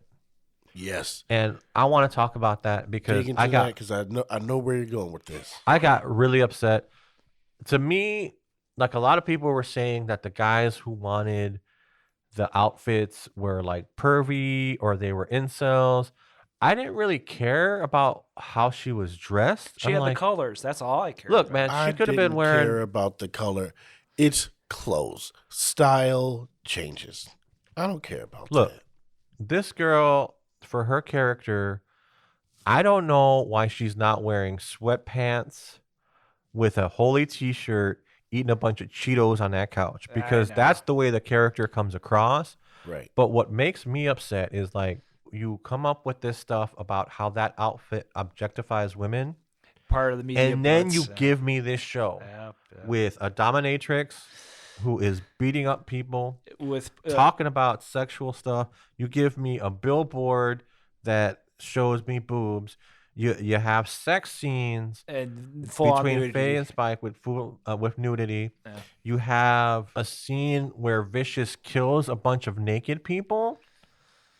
And I was okay with that. Huh? I was okay with that because that made sense to me. Because if you're dealing with drugs, I've seen that in Narcos. I've seen that in plenty of movies and shows. Yeah. It's the future. They would have them be naked. It's the future. I'm just saying, I'm with you with everything else. The drug thing, I'm like, there's one thing I was like, I get it. I get it. I get it from an aspect of, like, if this show was set in like or if this show was set during like the 80s cocaine era, okay, I'm with you there. This show is set 50 years in the future. Really? Yes. You can't tell on the show. That too. No. And that's the confusing aspect. And that's like, that was so unnecessary. It was so unnecessary. And you're like, you're going to have That scene went on for far too long. That too, and the shootout, It the went unnecessary on for violence, far too and long. the unnecessary violence with it. Yeah. Like once he said kill them all you needed to do was show him shooting for a second. That was it. You didn't have to show that. That scene went on forever. Yeah. Wasted time. But again, wasted screen time. The grotesque violence, the absolute unnecessary need for all that excessive violence. Yeah, and nudity. And I felt that the nudity in that scene was entirely unnecessary. I don't remember this in the original. I don't remember. Maybe Jet a little bit was kind of like, going out on a town maybe. But I don't remember Spike being kind of like, "Oh, I know where all the whorehouses are." Yeah. I don't. You didn't get that sense. No. Either one Yeah, of them. even with Faye, That wasn't like even with the original series, how Faye's dressed up and being part of the crew, she was just treated like an employee in a weird way. Like, okay, whatever. There's a professional aspect of it, and respect too. And like I said, with the optimistic future kind of thing, of course the seedy stuff happens. It's just a matter of like not really presenting it. The drug syndicate, of course, too. Drugs are still a thing as usual, but well, when it comes to sex and sci-fi stuff, there's definitely how you do it, and this show does not do it quite right. It was ridiculous. Yeah. Well, and the media blitz with Faye's outfit, that was just a media blitz in my humble opinion, because Netflix cultivated this like journalism aspect of promoting their shows. I don't blame Netflix on that. That pisses me off really bad, because we've talked about this show about fan service. Yeah. And so you're gonna say that the original objectifies women. Are you fucking kidding me with this shit? That's what I mean. Are you kidding me with this shit? Yeah, exactly. You have like I don't know. Man. Jesus.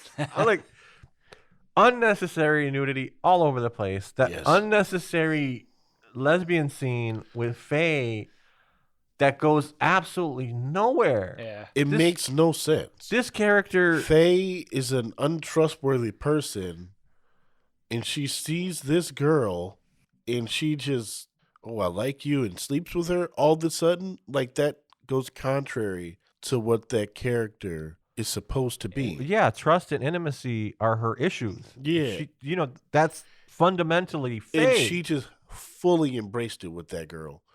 For over what, a rail One thing gun? was like, she's like there. She's like, "You want to sleep with me? Okay." And that's the thing that I get That about. was it. That's the thing I get about Faye a lot in this show. She's like, "You want to do this? Okay." She's just like you said. She's just there. She just tags along to whatever the scene needs. Then it's like, okay, let's just throw Faye in there. Yeah, which to me detracts from that strong female, like those strong female characters that they're trying to portray. Agreed. And it's like, what are you doing? Yeah. This isn't advancing anything. No. It's just bad writing, and they hide it with the fact like, oh, we give a little bit extra thing to do. Oh, not only bad writing, incompetent writing, and harmful writing. It was harmful. Okay. This is harmful to the portrayal of women in shows, because it's like, what are you doing? And the poor actress. I mean, she tried. She tried, and she tried, but she had absolutely nothing to work with. I know. Yeah, And whoever was writing this, I refused. I know that I looked up one of the writers. It was some goofy dude, some goofy old dude wrote this. Yeah, There's no doubt in my mind. Yost, I think he was. I know that he had written like Thor Ragnarok, and all of his other credits. No, were... wait. I don't think it was Thor Ragnarok. I think it was Dark World. He wrote both. You wrote both? He wrote both. Ragnarok He's was the got one a writer with the credit Hulk, on right? both. Huh? Ragnarok was the one where it was basically the Hulk's movie, right? Half and half. And it's Planet Hulk. And Dark World was the dark one, like the third one. or second The one. second one. The second one. The Dark World was the one I hated. Because I thought the dialogue in that was ridiculous and it was corny. He doesn't know how to write women. He doesn't know how to write in general. I don't know how that dude has a job.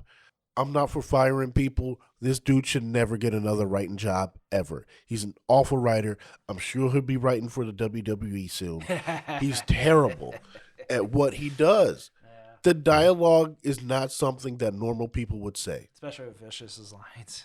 It's Vicious and Julia. It's I mean, corny. It's not funny.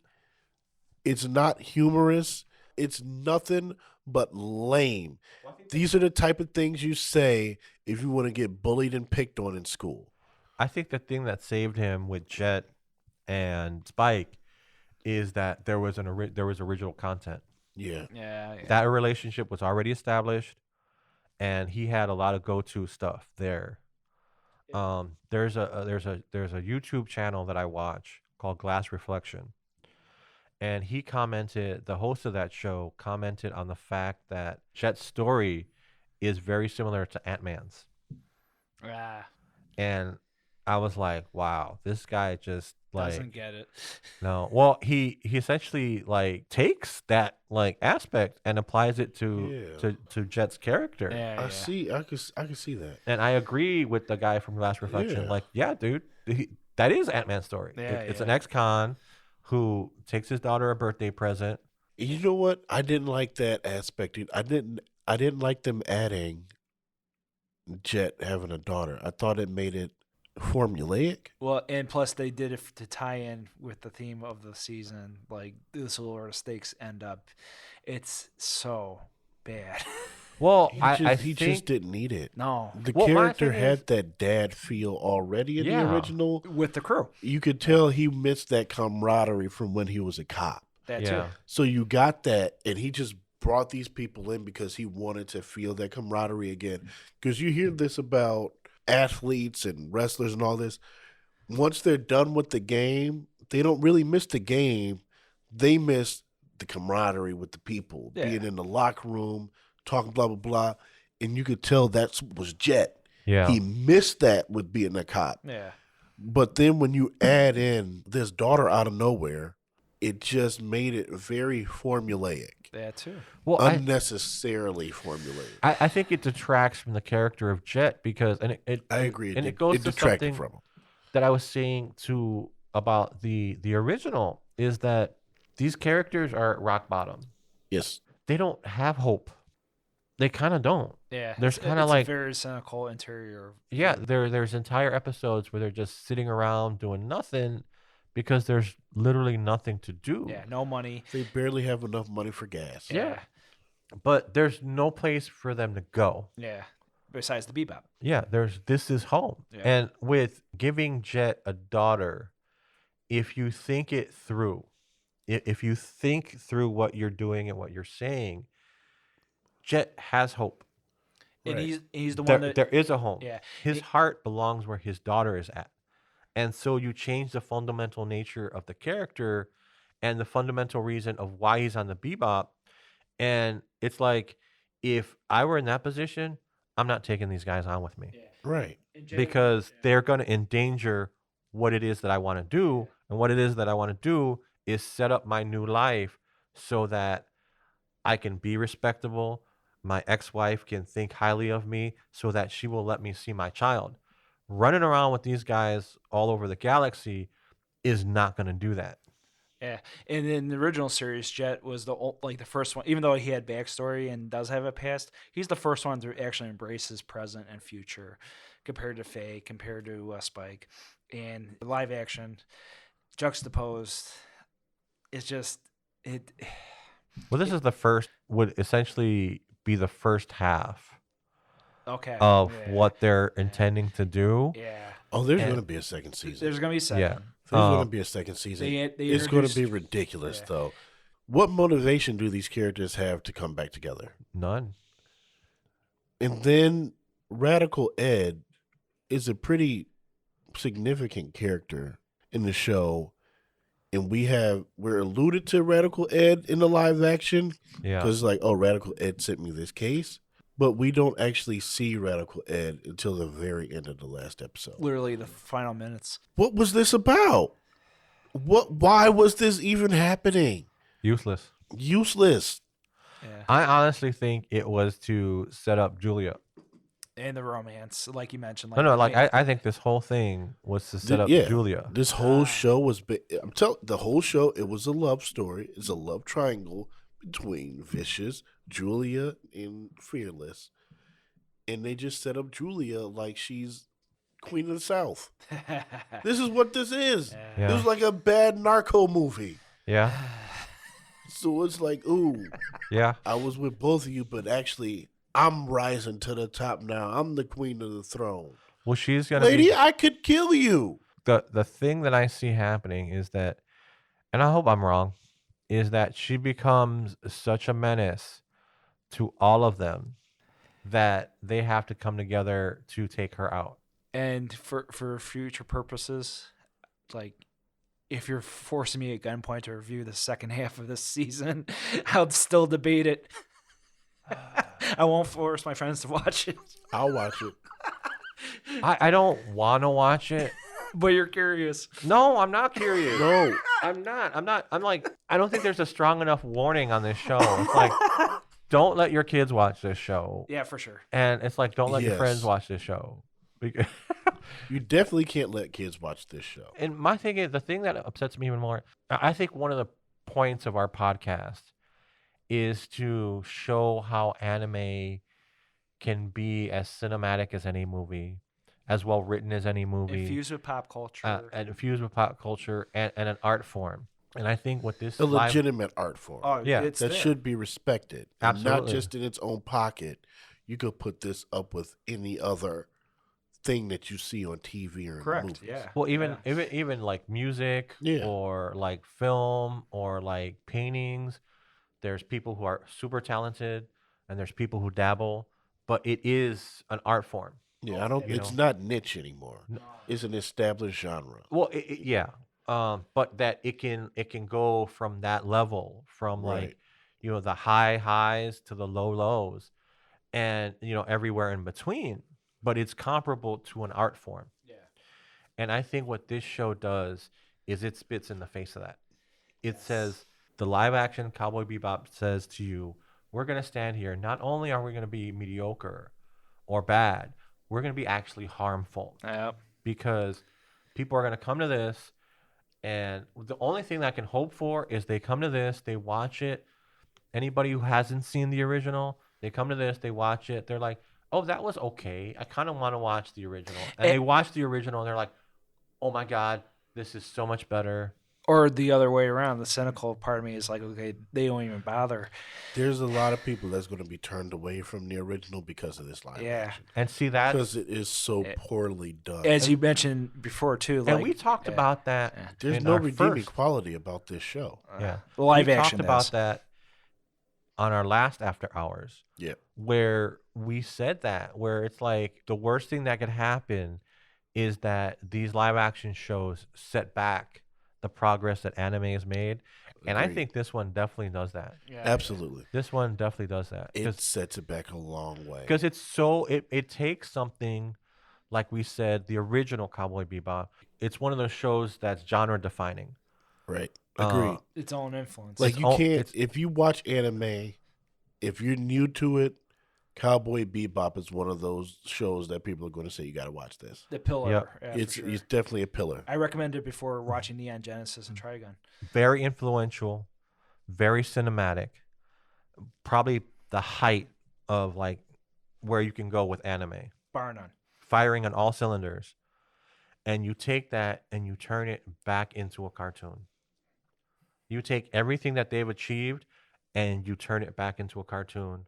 A poorly written, poorly acted, poorly filmed, poorly edited cartoon. Yep. And it's like, you're hurting. You're not helping. Netflix, you're not helping. You're hurting. Yep. Stop. Yep. Stop. It's bad. I don't want to say it was poorly acted. That's the highlight of it. There were moments. I don't There want to were say it was moments. poorly acted. I thought, what's his name, Mustafa Shakur? Yeah. Shakir, I thought Shakir. Shakir. I thought he did a really good job as Jet. He was the most emulated of the I bunch. thought he really embodied Jet Yeah. well. yeah. From everything, from his tone to the way he moved, everything was like that's Jet. He even felt like he had a fake arm kind of thing, you know? Yeah. He worked. He did. Him and John show. I can be somebody who nitpicks about small little details, but I had a problem with show's age. as far I as Spike. get that. I saw numerous people say that in Yeah. reviews And too. and the reason I have a problem with it is not for the obvious reasons. I think Cho did a tremendous job as Spike. I think he did good too. I think he But did a for really good me, His action scenes were good. For me, it made the relationship between him and Jet awkward job. Yeah. Yeah. because it's Yeah. Jet's the father figure. He's in just Spike, Spike is more of the father figure. in Spike this one. looked Well, no, close to his age. no. That, Jet is still the father figure in this one, okay. but you have to look at, in order for that to work, you have to look at Spike in a different light. Yeah. You have to look at him as one of those guys who just doesn't get it. He doesn't get it. He doesn't get that he's pushing 50 and still trying to walk around being a bounty hunter and being, Ex-syndicate. a syndicate guy. Yeah. Because there's not that many years between when he was in the syndicate and now. Right. So it's like you're pushing you're a Yakuza in your 40s and your 50s, and you're not even a capo. You're just kind of like the errand boy. Yeah. It kind of doesn't work for the character. You're like, dude, how much did you mess up to be at this point at your life? Like Yeah. Jet, I can kind of understand his character. He lived his life as a cop, and everything went sideways because he was double crossed. That I get. Spike's inability to grow or change, for me, it doesn't work because in the original, Spike is way more with it. Yeah. Right. He's a certain type of guy. Agreed. Just Yeah. before like his peak. Let's put there. Well, he's young, but he's seen a bunch of shit. Yeah. He's done a bunch of shit. Yep. He's had a lot of experience. Yeah, and he's got like this tough guy attitude. I don't get that from this He Spike. got a tough guy attitude, and he was ready to die. Yeah. Yeah. And it That dude was ready yeah. to die. at In any the moment. original series, it foreshadowed like even that episode where he's tripping, his stairway to heaven, walking up those stairs, and this final episode alludes to those stairway, like you're gonna die, and he knows it. And in a way, I think his heroic acts try to pretty much help the crew. Like he doesn't do it to get revenge on Vicious at the end of the day. He does it to protect his crew. At least I got that He sense. was searching for redemption. Yeah. And once he felt like he got it, he was ready. We don't really get that in the live action. You don't No. you don't get that he's searching for redemption. You get that he's searching for revenge. I don't get the sense that he's searching for anything. Okay. He's searching for Julia. I don't even He's get that. definitely searching for I- Julia because they I- talked about her a lot with that Anna character, which I'm like, where did Anna come from? One of the things I will agree with Julia on is like I don't feel a sense of urgency from Spike. Like I don't feel like he's making a plan. I know that Vicious tells him like, "Oh, she chose me," and it's like, Which was stupid. yeah, and it's like, did you really buy that? No. Even she says in the show, like, why would you believe him? Yeah, Even she says it. So it's just like, yeah, Spike, why did you believe that she chose this guy? nobody in their right mind chooses Vicious. No. No. Like, there's Spike- one reason to choose Vicious, and it's because Look. you want to get some paper up off him. You want the paper and the power. But Spike He's loves. an idiot. Spike actually loves Vicious more than anybody in that show. yes, He I lo- agree with that. Yeah, 100%. Spike is actually Yes, Vicious's best friend. he is. Even afterward. Yeah, I mean, as far as I'm concerned, Spike is the only person in that show that even gives a shit about Vicious. I agree. I think they made that pretty clear in the live action. Oh yeah. Yeah. Yeah. Well, you can't really look at it too much in the original because it's not Right. that big there a wasn't thing. there wasn't much to go off. Yeah. But how many chances did he get to kill this guy, to put this guy down and take everything that he has, and he repeatedly chooses not to? I know. And it's like, so I never get the idea that maybe Spike wants to be with Julia, but he's so wishy-washy about it that I don't feel that that's a strong driving motivator. The only person in this show, to be honest with you, that I feel has any motivation whatsoever is Jet. Oh yeah, especially with his daughter. That's it. Yeah. That's the only character that comes across to me where there's any kind of motivation for anything. Everybody else is kind of like, Yeah. They really didn't even dig into Faye motivation to finding herself. They had that weird episode with her mom, Yeah. that was really weird. That was tacky. which was so- really strange. And then like the illusions of Spike wanting to sleep with her made it even weirder. Yeah. Yeah. Well, that was cringy. Yeah. Well, it's less cringy because they're probably about the same age, right. which made like, Yeah. it made it weirder. Yeah. It made it really weird. Then it the was, awkward it was like It laughing. was like your grandparents talking about sex. Yeah. And It was really strange. The story was just weird. It came out of nowhere. And that's when you first get a little taste of Faye's like wanting to find her past. yeah. That was the entire arc of the character in the original. And in that one episode, they kind of packed in Yeah. Speak like a child. everything. Yeah, speak like a child. And it's a beautifully set place one because you don't know what you're getting yourself into with this one because they happen to find a beta tape and they meet this weird guy that has all these tape player collection things, and he collects all the rare ones. That's And they don't even dig into that. No. She just finds a tape and just like, all right, let's just pop it in here. Like, what? No. Yeah. Where does this come from? Yeah. I Like know. you said, this is set in the future. Where did they find a Betamax tape? And, It's 2021. Yeah. It's difficult for me to find a Betamax player. yeah. And Where it was, did they find one? well, I mean, the show takes place. The original takes place. The original was 2071 or released something in like that. 1998. Yeah. So it would have been a little bit easier back then. Easier. It would have been easier. But the show makes a point of like, even back then, right. they say, "Hey, we're the future, so yeah, it's hard to find this shit." Yeah. Right. And so that becomes kind of a journey. It's like, where do we find this stuff? Yeah. And that becomes kind of like a little bit of a plot point. It sets the tone for a show too because they are removed from any traces of the past. Ironically enough, compared to our characters. yeah. And in this beta tape discovery, it's just a simple little adventure. Like, I guess we'll have to do this. It's humorous. It's 75% of a humorous aspect until they find what's in the tape. It's not really a simple little episode. It shows the camaraderie between these characters. Yes. Yeah. That they would go out of their way Heavy to lifting. do this for Faye. yeah. And who Faye was in. That is what the episode was really about. Yeah.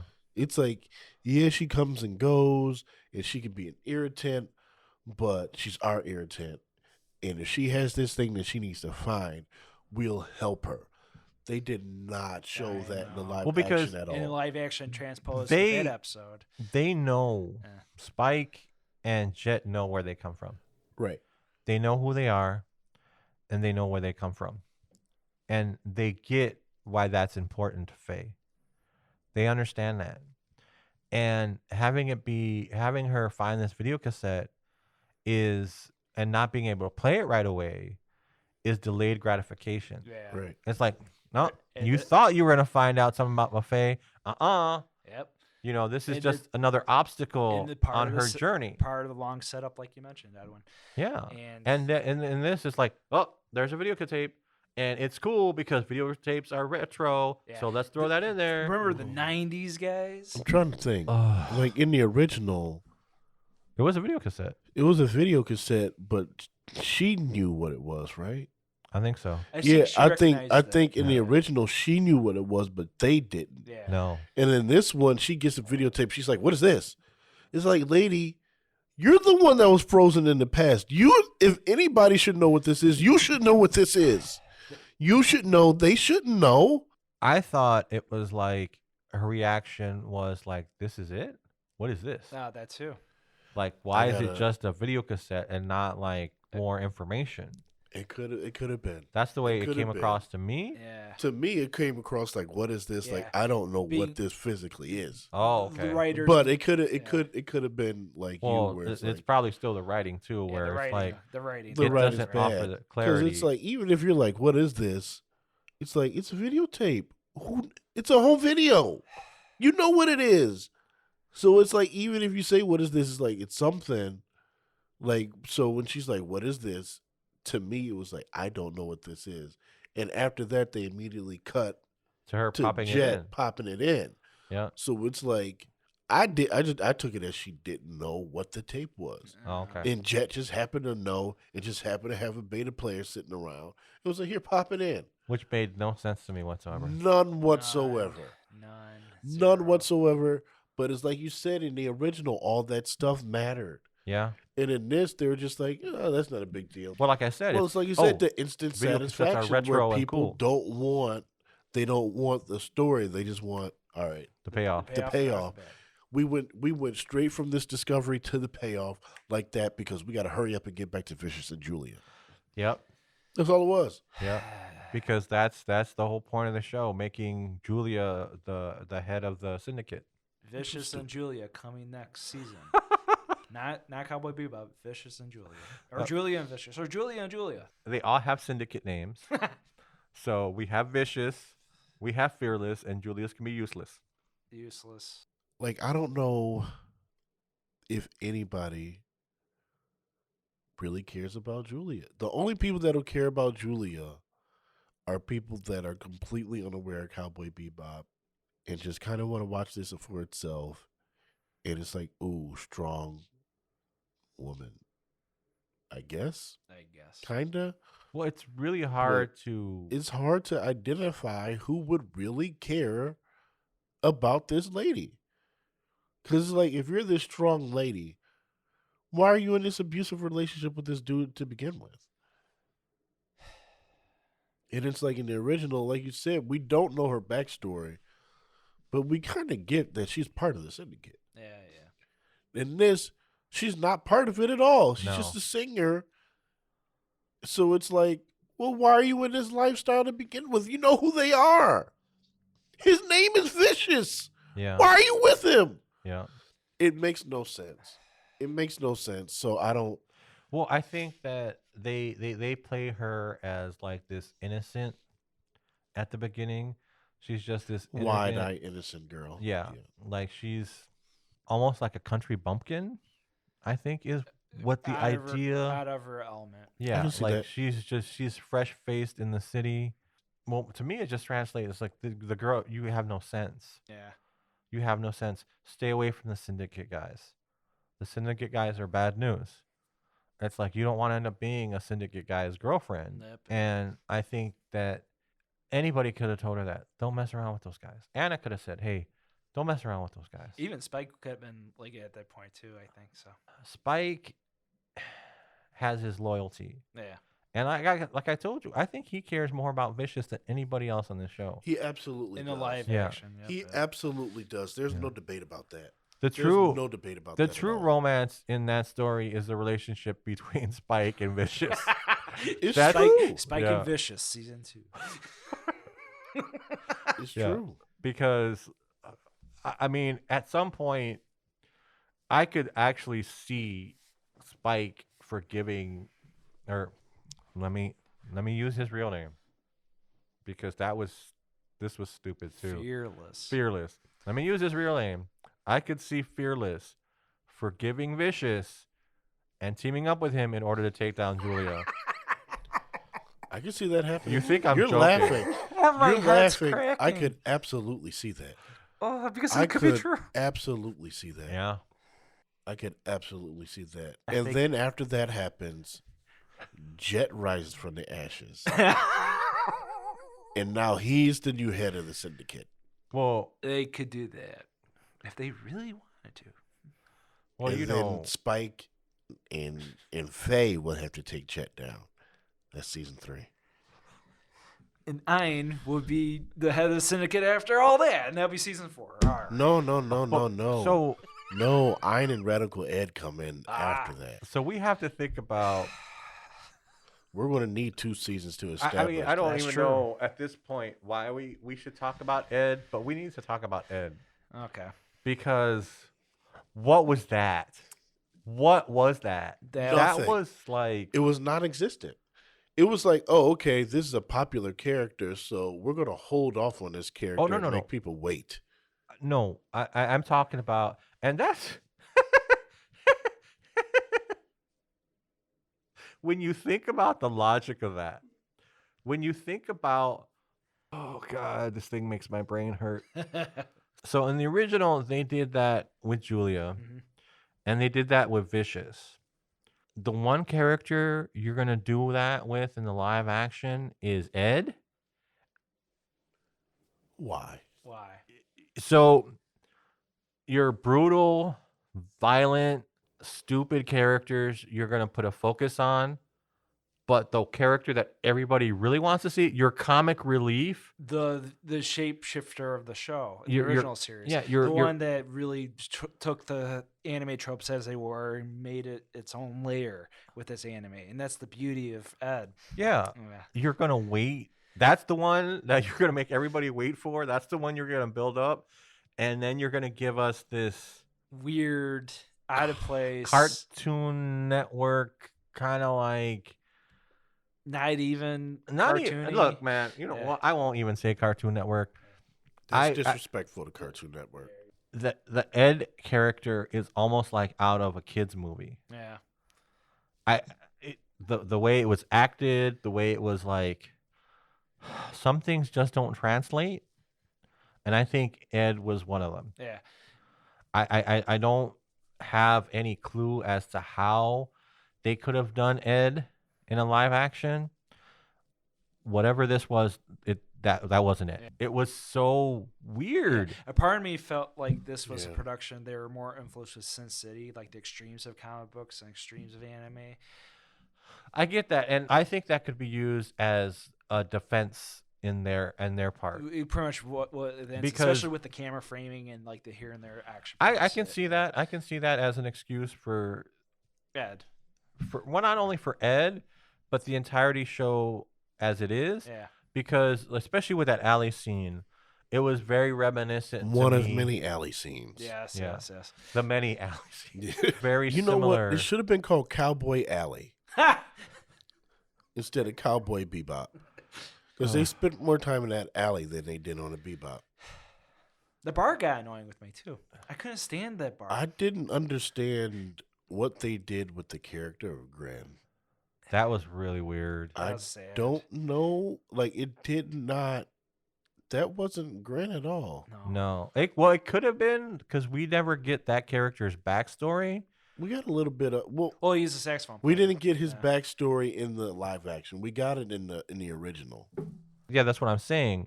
That Grin, we don't really get his. All you really know is that he works for Anna.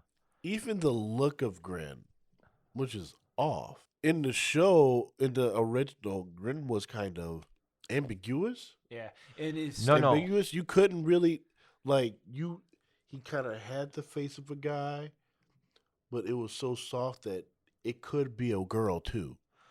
But So- he had the body of a woman, so you're like, what is this? So But in the show, it's just like, oh, that's clearly like a dude. a guy. Yeah. He's just Well, Grin in the original is a very, I guess back then, I don't want to say controversial character. He kind of was, but I think I can see more how he so. was. I think he's a more controversial character now oh for sure. because Grin is Mm-hmm. trans, Yeah, but not by choice. He's a trans character, but not by choice. He was experimented on and given these hormones, Yeah. and so and he's drugs too. yeah. So he grew breast, and he has these feminine qualities to him. Well, is it trans really, or is he just kind of both? It might be Because he had both parts in the original. Well, he's a post-op. That would be considered a post-op, or pre-op transsexual, There you go. Okay. wouldn't it? I don't know. I just Well, thought he he would was be- kind of It would be like transitioning start to take the hormones, the breast will grow, and eventually at some point, some people choose to get the surgery where the penis is inverted so that they essentially have a vagina.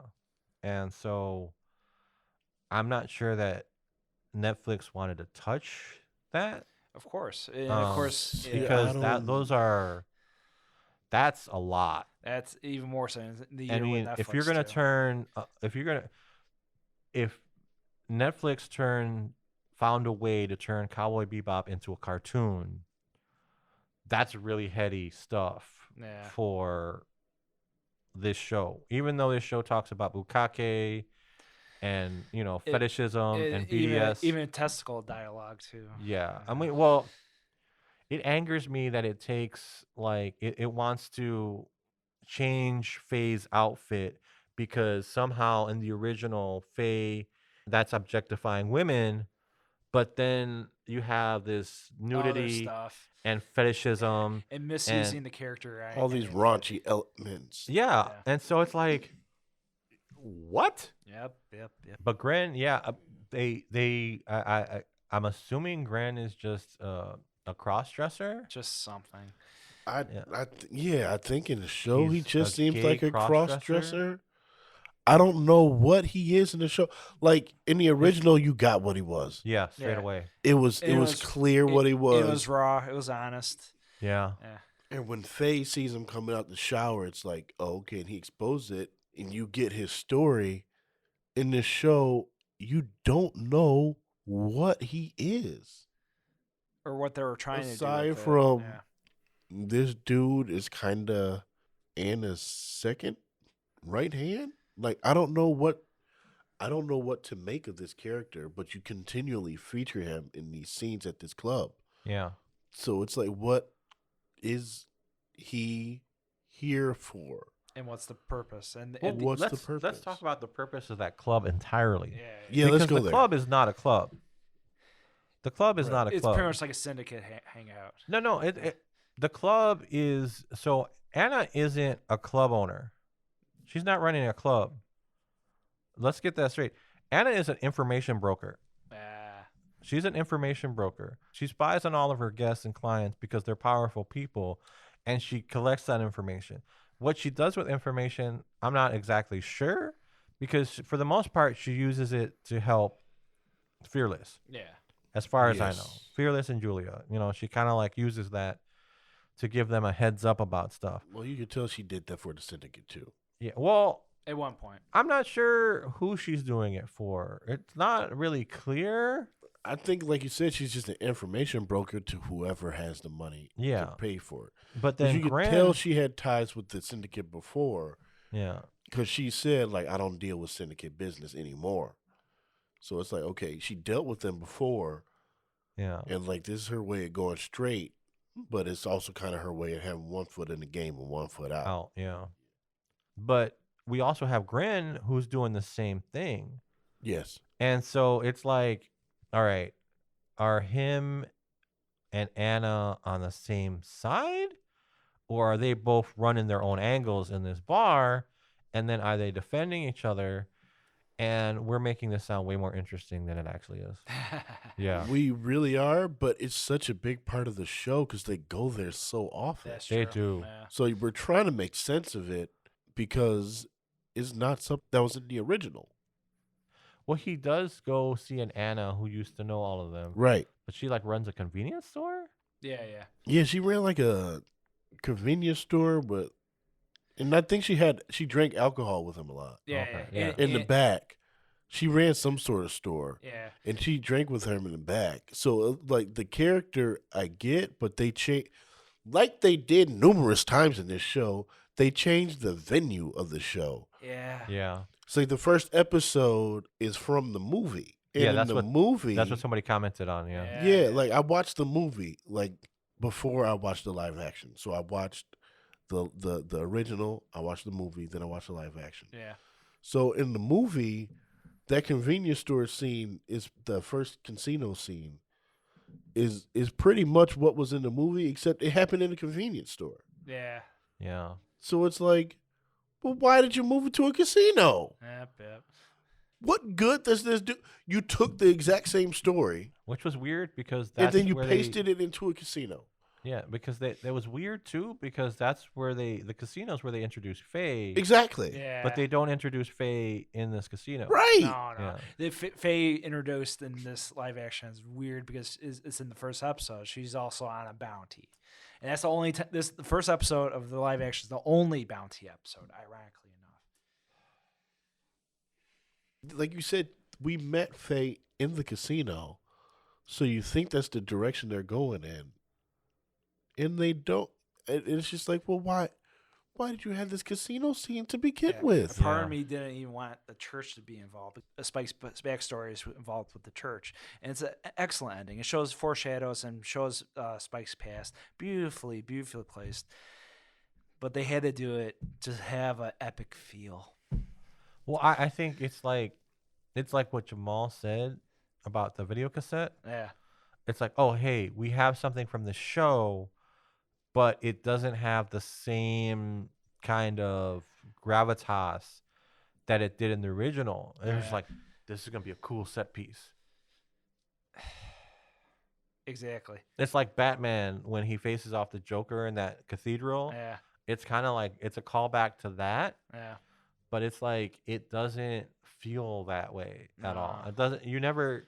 It never feels epic. It never feels like it has any gravitas. It never feels like anything. I know. Like I Nothing said, in the you- live action feels like it matters. Yeah, nothing. Nothing feels connected. Nothing No. feels like it matters. Yeah, It's just the only thing that seems like it matters is this love triangle. yeah. That's the only thing that seems like it matters. even- Everything is to serve that storyline. Even in the flashback, when we have the flashback, we don't get Spike interacting with Anna, which is like, wait, didn't you used to drink a lot together and stuff? We don't get the sense of the syndicate. So you have that flashback, and that flashback only serves to, like you said, it's the triangle. It shows how these people got into the triangle right before we're going to get the ending. Yeah. So it's like, guys, that's what's important here. That's what's important here. The love triangle. Yeah, the original, it kind of used the flashbacks to give you a little more depth into the character. Yeah. In this show, they just had a flashback episode. Yeah. That was it. It fleshes out the stuff that you already knew. Yeah. And it just tries to make Julia understand what a dickbag Douchebag, dickbag. Vicious is. Because he just jumps out of the car and starts beating somebody to death. Whatever. Whatever. Pretty much. I'm done. I'm done with this guy. Like, Vicious, even in the original, there was respect there. In this one, no, dropped. Oh, God, no. Yeah, no, nobody. I think the only person who has any respect or concern for Vicious Spike. is Spike. Which Spike, makes it yeah. even weirder. Epic. It makes this, in the original, there's this almost obsession Yeah. with like Julia and Vicious and like Spike's need to know. I don't feel any of that in this one. I don't feel any like motivation. It's just like, hey, doesn't this look really cool? No, it doesn't. It does not. Yeah. I think Spike is motivated by Julia in the live action, but I can understand why it doesn't come across well. Yeah. But he talks about her all the time. And in the original, that's like a major thing between him and Jet. Yeah. He's like, who is this girl? Yeah. Tell me more about her. In the show, he's talking about her all the time. Well, he front of talks your about her face. all the time, and I still feel like nobody knows who she is. Exactly. Yeah. Yeah. Like nobody knows that. Like she keeps coming up all the time, but I feel like Jet doesn't know who she is. He doesn't know. And Faye could care less. Faye doesn't know because, I mean, in the original, Faye found out. Yeah. And But- tag team with her for a second. Yeah, but she doesn't know. Like, it's just, Well, Faye in this show, I feel like honestly, I feel like she takes the place of Radical Ed.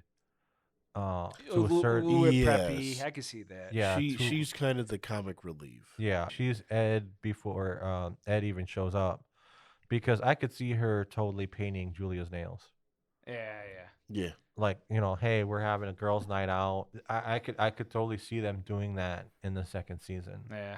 Like, there's a scene where Julia and Faye are sitting at the table, and Faye's like painting her nails, but they both have guns under the table because they're tough women.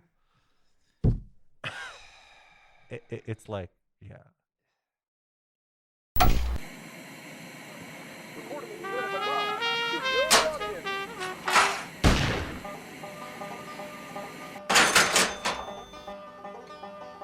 Howdy, partners. We have many bounties today. We would like to mention just one today. That's right, Punch. It's the biggest bounty of them all, the Netflix Creative Department, which has only cared about 3 shows for the last 5 years. Totally radical. Yes, that is my shameless shout out to Radical Ed, who was on the live adaptation for 10 seconds. These bandits have owed Comcast for many years and have tried to red tail out of the solar system for their shameless spending and directionless productions. You could say I've seen some stranger things. Toss a coin to your Witcher, Squid Games, and Tiger Kings. Oh my! And the worst crime of them all, Judy, making a live-action Cowboy Bebop more embarrassing than M. Night Shyamalan's Avatar movie. We need to catch these bastards pronto. This bounty costs 10.99 woolongs. Wow! I could use that money for my parents, who pay for my Netflix subscription. Thanks, Ma and Pa. So don't forget to watch the original Cowboy Bebop instead of the live-action reboot. And whoever signed a petition for the second season, I feel sorry for you. We're just counting down till we get our paychecks and leave this sorry reboot in 3, 2, 1. Let's jam.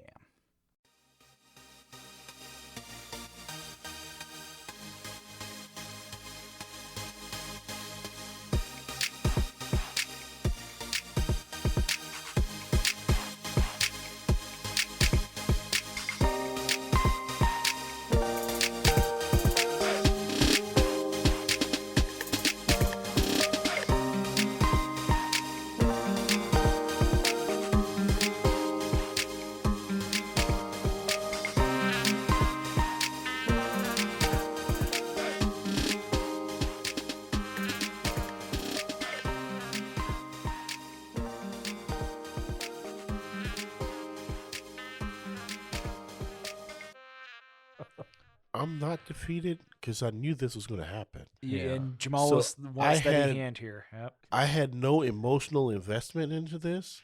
I thought I didn't. I had no yeah. emotional investment into this because I knew it was going to be bad. Thankfully, when I watched the bulk of it, I wasn't feeling well.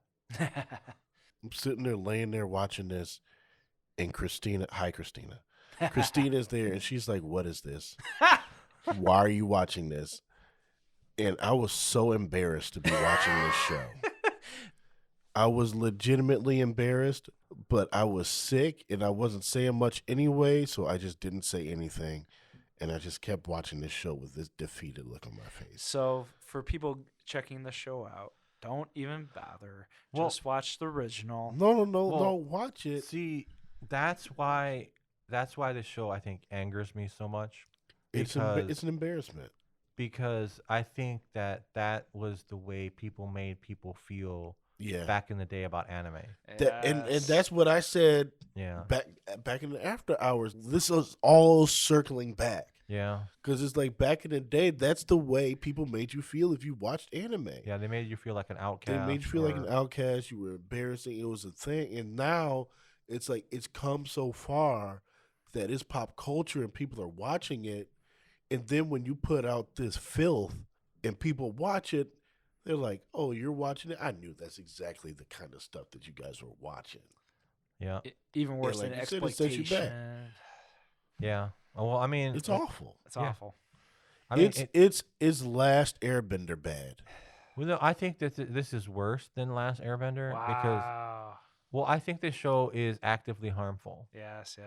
I think it's actively Compared harmful. to Airbender, yeah. I think, well, Airbender Airbender was just bad, but it wasn't harmful. or that movie was just bad in that I don't think they understood the source material. Avatar: The Last Bender was funny.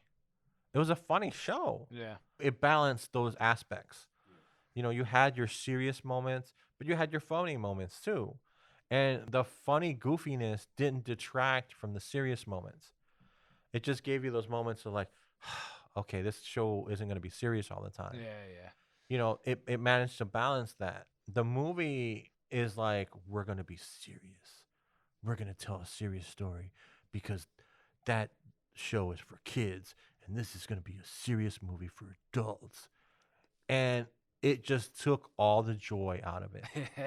All the joy, Avatar: The Last Airbender is a kid show, but it has enough meat in there where adults can watch this with their children and enjoy it just as much. Yeah. It's just as strong, if not stronger than some other shows. Yep. And so it has that, and the live action just like no, it forgets about all of that. It forgets about everything that the show does well and tries to do a rush synopsis of the show. This does a rush. I don't even want to call it a rush synopsis. Not even close. It's to not a synopsis. rush synopsis. It's like we said, there's No. really no way you could do a rush synopsis of the show because it's so, like you said, it's like many movies. Yeah. So it's like there's no rush synopsis of it.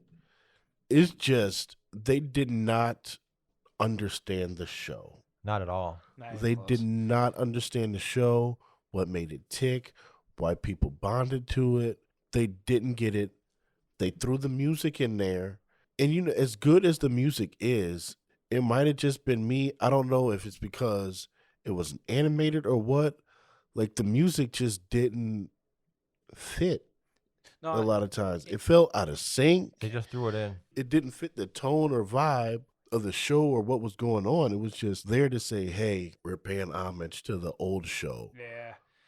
And we're keeping the music and we're keeping the original voice cast, but No, in the original series, Yoko Kanno, the original composer, like the director literally wanted her influence with each episode. Even at the end, where Faye says her final goodbye to Spike, they played the final closing song for the show. And it sets up like, yeah, this isn't the last time you're going to see Spike. This is like them picking up of Spotify, the live action. And it's just irritating to the bone. And the music's probably one of the greatest soundtracks ever, even across anime. So it's a The phenomenal music in the soundtrack. original, and there's a lot of variation. yeah, I mean, there's from blues to metal to punk. it's all over the place. Yeah. Yeah. But it fits with what's going on in the episode. Yes. It fits with Definitely. a certain character. And each episode alludes to a song title. Yeah. Yeah. and that's the whole. I think they kind of missed that point too. Oh yeah. A million times over. Yeah, like it's like there's music, but I'm like, does it fit with the moment? Does it fit with the mood and the emotion of what's going on in the episode? No, not at all. And I thought that was another detractor from like why. I don't know. It was a waste of great music. Yeah, It was a waste of great music. it really was. And I wanted to, and I'm just sitting there and I'm like, this music is good. It just doesn't feel right with this. No. It just didn't feel right. And that all just goes back to they did not understand what they got. It was just a cash grab for them. They're like, all right, we're just going to grab this property. We'll throw something together. We're Netflix, so we got to make it our own. And they did. And they did. And I'm telling it's Vince McMahon. I'm less It's Vince McMahon. like It's like sometimes this thing could be popular over here. And it's like, all right, just bring them over here. Let them do what they did to keep them popular. Don't change their name. Don't change anything. Just let them do it. And he's like, oh, no, I got to have my own image. So we're going to change your name. We're going to change your image. We're going to do everything else. And then we're going to throw you out there and expect the fans to like you just as much as they did when you were this other character. And it doesn't work. And that's exactly what Netflix does with these things. They're like, okay, we got this popular entity. We'll take it. We're not going to give you what you want. We're going to make it into our own thing. But here you go. And it's just like, no, this isn't what it is. no. You took the name, but you sapped all the story and essence The energy, and the feel. energy out of it Well, and gave me this pile of filth. I honestly don't think that the Netflix aspects helped or hurt the show this time around. I don't think there was anything to hurt or help. the lesbian romance sex scene, I think, might have been a Netflix edition. Definitely a Netflix The edition. drugs, while it was mentioned in the original, there was that red. The red eye. Red eye. The red eye was there, but it was never a big part of it. It was a 1-episode thing. Yeah, I think making it a big part of it was definitely a Netflix thing. Absolutely. I agree. And then Julia's rise to power, I think, was kind of a Netflix thing. All Netflix things and all detractions. Expanding the show out to 45 minutes was a Netflix thing. That yeah, too. that definitely. To me, the lesbian love sex scene it didn't really add to the show or take away from the show. It took away from the show for me. And for me, it didn't add or take away anything from Faye's character. Yeah. It took away from the character for me because it didn't make sense. Yeah. It was just Well, there. you know what? I take that back. If you're comparing Faye's character to the original, it takes away from it. Definitely. But if you're comparing it to what they showed us on the show, you're right. It really doesn't take anything away from her. Faye is just like the college kid home from college who won't leave, who's not going back. She's not going back to school. She's washed out of college. She's living on her parents' couch, wearing joggers and eating Cheetos, while we're still supposed to believe that she's a total badass. From that, because she had that argument with Spike Yeah. when they were supposed to go out on the bounty. She's like, "Well, I did this." He's like, That's well, my I least did favorite this. episode, by the way. That's my least favorite episode. It's ironically also my favorite episode because that's the episode where Jet's having his own backstory adventure as a detective. It was that throwback that works because that's what the original show did. Yeah. Because the original show had like noir, sci-fi adventure to horror, you name it, and that episode finally had like something they're trying to do within the essence of the original series. Well, it's more of that tell me over show me. Yeah, and this is where it falls because they show Jet's thing, but they don't care whatsoever on the other half because it's an argument, a bickerment between Faye and Spike over bounties. Give me a break. Well, it's that scene that you get in a lot of action movies where somebody's trying to be tougher than the other one, so they start showing them all their battle scars. The scars, which I always find annoying. Yeah. I remember that from like Lethal Weapon 3 or 4. Didn't Alien also have that? Or Aliens? Side note, I hear they're making a Lethal Weapon 5. Yes, with Mel Gibson as director. Oh, my goodness. Oh, they have no original ideas. No, there's didn't the TV show bomb enough? There was a TV show? Yeah, there was a TV show with Damon Wayans and what was the other partner? The little white guy that was a problem on set and ended up getting fired. Scott Kane? No, some young white boy. No, Scott Kane was in Hawaii Five. Chase Crawford or something like that, maybe? I have no idea. All I know is he was a terror on set, and him and Damon Wayans clashed, and the kid eventually got fired because he was that bad on set. Wow. Well, that never came to fruition then. No, I never watched the show, which is sad because I like Damon Wayans. Yeah. But anyways. Some things just don't work out. No. Please don't bring back Lethal Weapon. No. Please don't bring Danny Glover, I'm sure you have enough money. Well, and Mel Gibson, you can use a boost in social positivity, so I'm sure you need it. And as the Chris Rock, you have enough money. You don't need to be. As a wise man once said, he's too old for this shit. Yeah. I think we're all a little too old for this shit, especially this shit show. Oh, yeah. Yeah. Make a new buddy cop movie. Well, I've tried like Vicious and Spike. Vicious and Spike. Oh, my God. Netflix does like its two name shows. Vicious and Spike.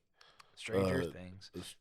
What is it? Jenny in Georgia or whatever. Oh, I don't know. What was the one with the Every now and then I'll come to Netflix for usually it's an event show. Like Stranger Things. I'm watching Comey Can't Communicate on there. Unfortunately. My mom and I were watching The Great British Baking Show.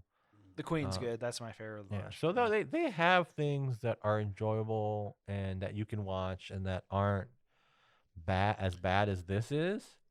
But I think a broke clock is right twice a day. So Even the broke clock is right twice a day. Let me ask Well, you this So then. that's by the way. Netflix. Uh-huh. Let me ask like the show. Cowboy Bebop is really it's one of the worst. Like live action movies are already bad. This is by far Well, one of the worst that I've seen. In terms of America and Japan too. Well, Japan let's look at it this way. So, Cowboy Bebop is an adaptation of an original source material. Yes. from every nook and cranny of media.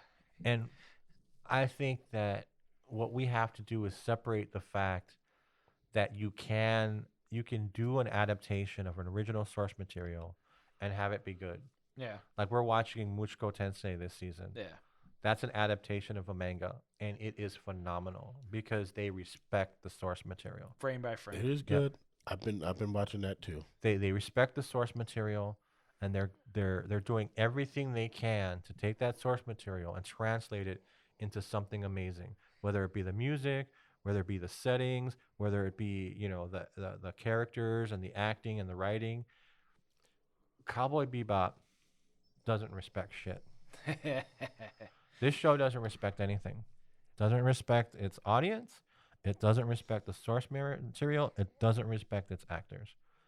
It's a shame and a disappointment. Yeah. Shame on you, Netflix. It is. They pretend like they respect it. Oh, they pretend the They shit out of it. pretend like they Oh, yeah. respect it because they're like, "Oh, look, we're promoting this thing huge as number 7 on our on our show platform. We're doing all we can to promote it, and the music, the original cat, like they're like, we did all this, but it's empty. Oh yeah, there's no soul. But it's empty because you watch it and you're like, you didn't respect this. Yeah. You made this into your own. If you were going to do it, then just go all the way with it. It once Go all the way with it. And it's like we said before, if you're going to do something like this, you either get the source. You got two options. Yeah. You could go No Country for Old Men, which is like almost a direct adaptation of the book. Yeah. Mm-hmm. Like, I know, Edwin, we talked about this before. Yeah. No Country for Old Men is almost word for word the book. Yeah. You can go that way with it, or you just go, we're going our own thing. We're using this name and we're using the feeling of this, but we're going in our own direction. You can't be 1 foot in, 1 foot out. Yeah. If they were 1 foot in, 1 foot out on this, and it ruined everything. And like we mentioned with our after hour special, once again going back towards the streaming wars, just grabbing all the properties you can and doing something out of nothing. And Netflix does nothing out of nothing. Well, this is Netflix again trying to profit off of the popularity of anime. Yep. Yeah. That's all it is. They're taking all of the big animes and they're making a movie. They did this. They did Full Metal. They did Bleach. Death Note. They did Death Note. They keep doing this. Yeah. They continually do this. This is a model that they have. Well, it's like Disney before the pandemic. Aren't they doing One Piece? Oh, yeah. Yes. Which is pretty much nearly quintessentially impossible to do. And they're going to try to do it. I'm like, you know what? No. Well, I'd like to Don't even bother. You'll save money that way. I'd like to try that. Somebody's doing it. I know somebody's doing it because I saw photos of the cast. They're young as heck. Yeah, you try squeezing 1,000 episodes into 10. Let's see what the hell happens then. Another soulless abomination. Yeah, and that cast is way too pretty. I'm sorry. Yeah. The cast is pretty. And I'm like, I never got that. One Piece from is gnarly. One Piece? One Piece is gnarly in its own right. Yeah. Even JoJo too. But that's what they do. Yep. That's what they do. And they're going to continue to do it. Well, Disney did that with they for some reason felt that they needed to make live action versions of all of their films, and most of those weren't good either. I can't even think of one good one. Like legit. Like this is the best one, even better than the original. No, yeah, Not even close. It's just cash grab. the travesty of Will Smith as the genie, and the Lion King. I think people just didn't even like it wasn't even a blip. No. I know that you love Mulan. And I still haven't asked you if you watched the live action. No. You're Mainly, afraid? No, mainly because of the politics of China. Unfortunately, with the production and stuff like that. Shang-Chi, I've been more informed that it's been a little bit more they're pretty much bouncing off of China's politics. I liked Shang-Chi. Yeah, but ultimately, like the story notes behind that and like the casting, messy situation. And I liked it.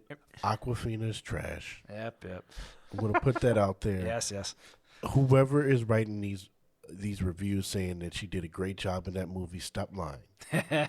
She was the character that she's in and everything. She's garbage. She's not funny. I'm done with her. That's it. Those are Jamaal's personal opinions on her. Trash. Trash. I Binky. watched Bags. some romance movie she was in. The only one I I've thought seen, it was okay. Yeah, the only one I saw her in was The Farewell. It was a good drama. She's the same character in everything. Garbage. You could say the same thing about Arnold Schwarzenegger, though. Yeah. He is I don't know I don't know where you're going with that. Some people Arnold Schwarzenegger's at least entertaining. definitely entertaining. She's not.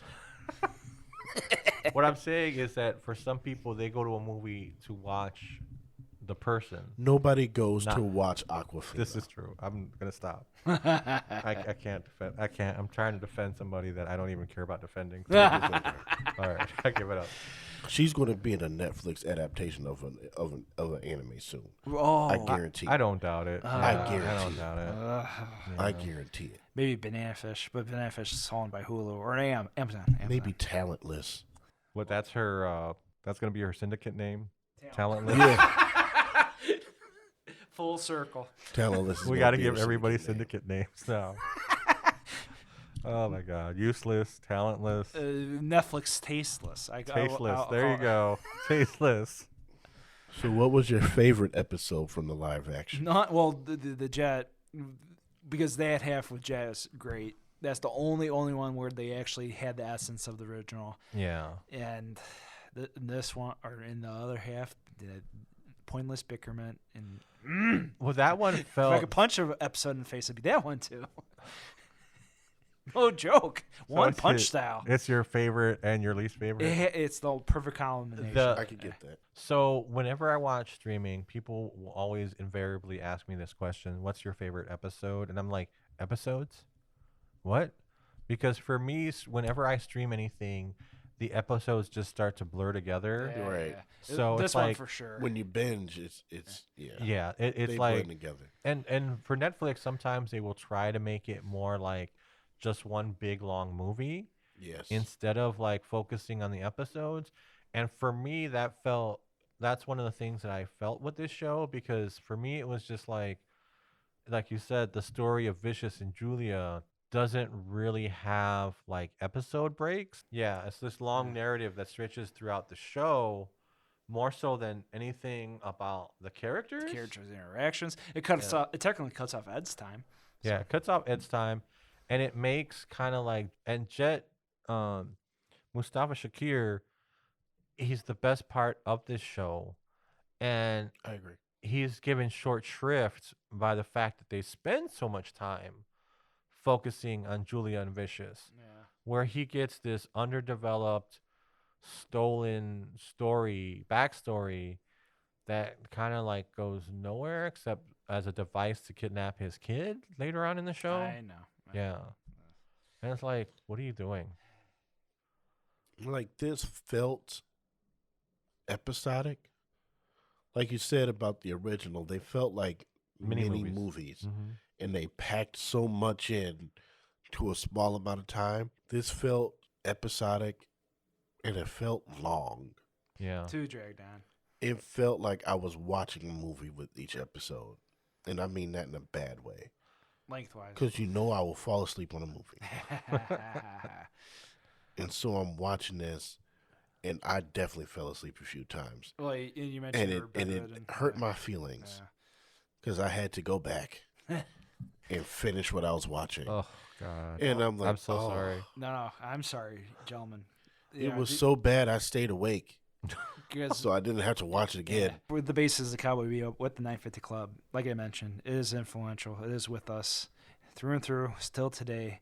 And this live action had to be seen. It just had to be because, as we discussed, our hesitations with live action. This is it. This is the case study. If you guys are tuning into this episode and, you always had that feeling with it, yeah, you're part of the community. Well, we couldn't just stand here and say that we couldn't make a blanket statement that anime adaptations are all bad. Yeah. We actually had to sit through this and examine it and say this is why it's bad. And not only that it was bad, but that it's harmful, I think, to the progress that anime has made over the course of the last decade, especially with the introduction of streaming and its growing popularity.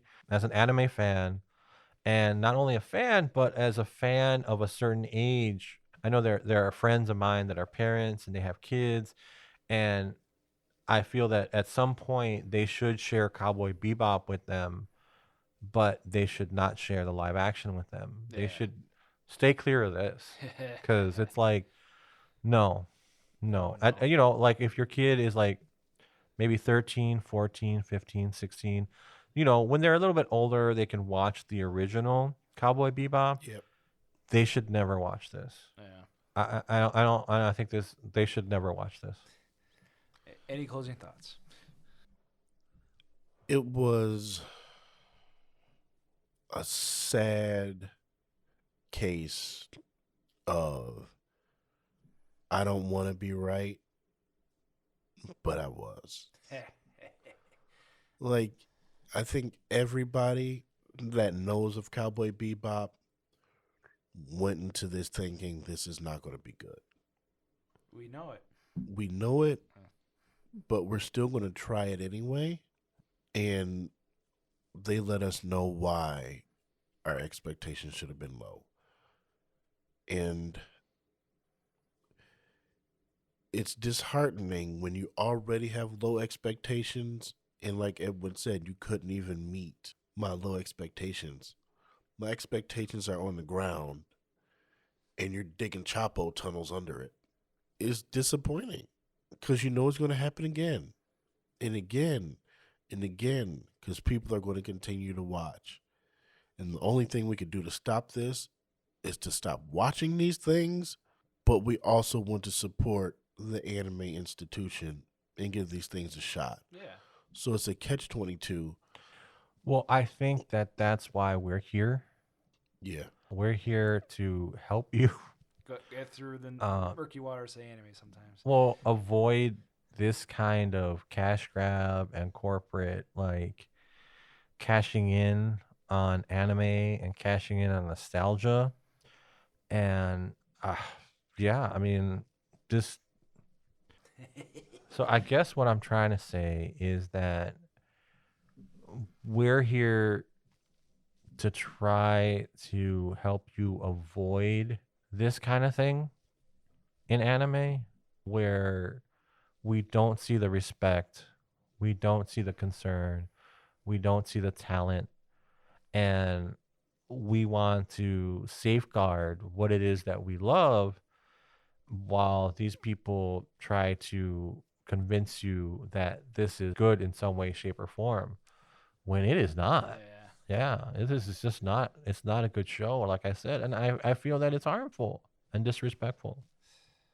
As for my final conclusion of this live adaptation of Cowboy Bebop, it's a case study. Basically, Hollywood can't do anime, and an optimistic side to it. I'm grateful for that because anime in its own right, like Jamaal mentioned, can never be touched. It's exclusively made in a different country with a different culture and a different logic and a different tone, you name it. Something special about anime is that American hands can't really touch this substance. We've controlled Hollywood for all this time. We've had a main say in what makes money. And yeah, the last 10 or 20 years have been a case study in terms of how we handle media. So overall, anime is going to be unfazed by Hollywood, and if we even get close to a live adaptation like Marvel or something, I welcome it. It's just a matter of what the right property would be. And it's out there. It already has happened. A good example is Black Swan, which is heavily inspired by Perfect Blue. So the musings will always be there, and anime will always have an influence over Hollywood. It's just a matter of, let's let the masters handle the craft. And yes, we went full head of steam with this one, so thank you for listening in. But before we sign off, I would like to share the sad news of the passing of Keiko Nobomoto, the head writer of Cowboy Bebop, the original series. She happened to produce the live action adaptation too, and yeah, it was all for best intentions. All the creators gave it green light, as it were, and at the end of the day, it just didn't pan out. It just came out of nowhere. She was an avid smoker, and unfortunately, esophageal cancer got the best of her. So, for doing this podcast, ultimately, it's been a learning experience, not only with how to handle a show like this, but mostly about anime. Like, I was always that curious kid way back in the day that this art form had no bounds, and it felt like a genuine experience every time I would watch something. And in this case, with Cowboy Bebop, it's endearing because somebody so special had to make this stuff up, and it couldn't be just on the fly. And Keiko happened to do this, and it looked like she had all the tools of the trade. And her resume speaks for herself, from Wolf's Rain to Samurai Champloo, Macross Plus. She even did the storyboard scenario for Kingdom Hearts, the original. Isn't that cool?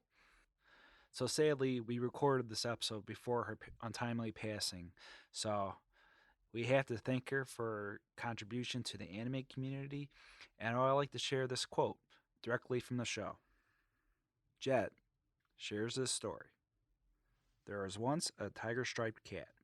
This cat died a million deaths and lived a million lives. And in those lives, various people owned him. None of those people he cared for. This cat was not afraid of death. One life, the cat became a stray cat, which meant it was free. And it met a white female cat. They became mates and lived together. Time passed. The white cat passed away of old age, and the tiger-striped cat cried a million times. Eventually, the cat died again, but this time, it didn't come back to life. And to add another quote from Spike, whatever happens, happens. So thank you. And please, check out Keiko Nobomoto's resume. It speaks for itself. All the creators of Cowboy Bebop are extremely special, but that show wouldn't spin without her spin. So thank you again.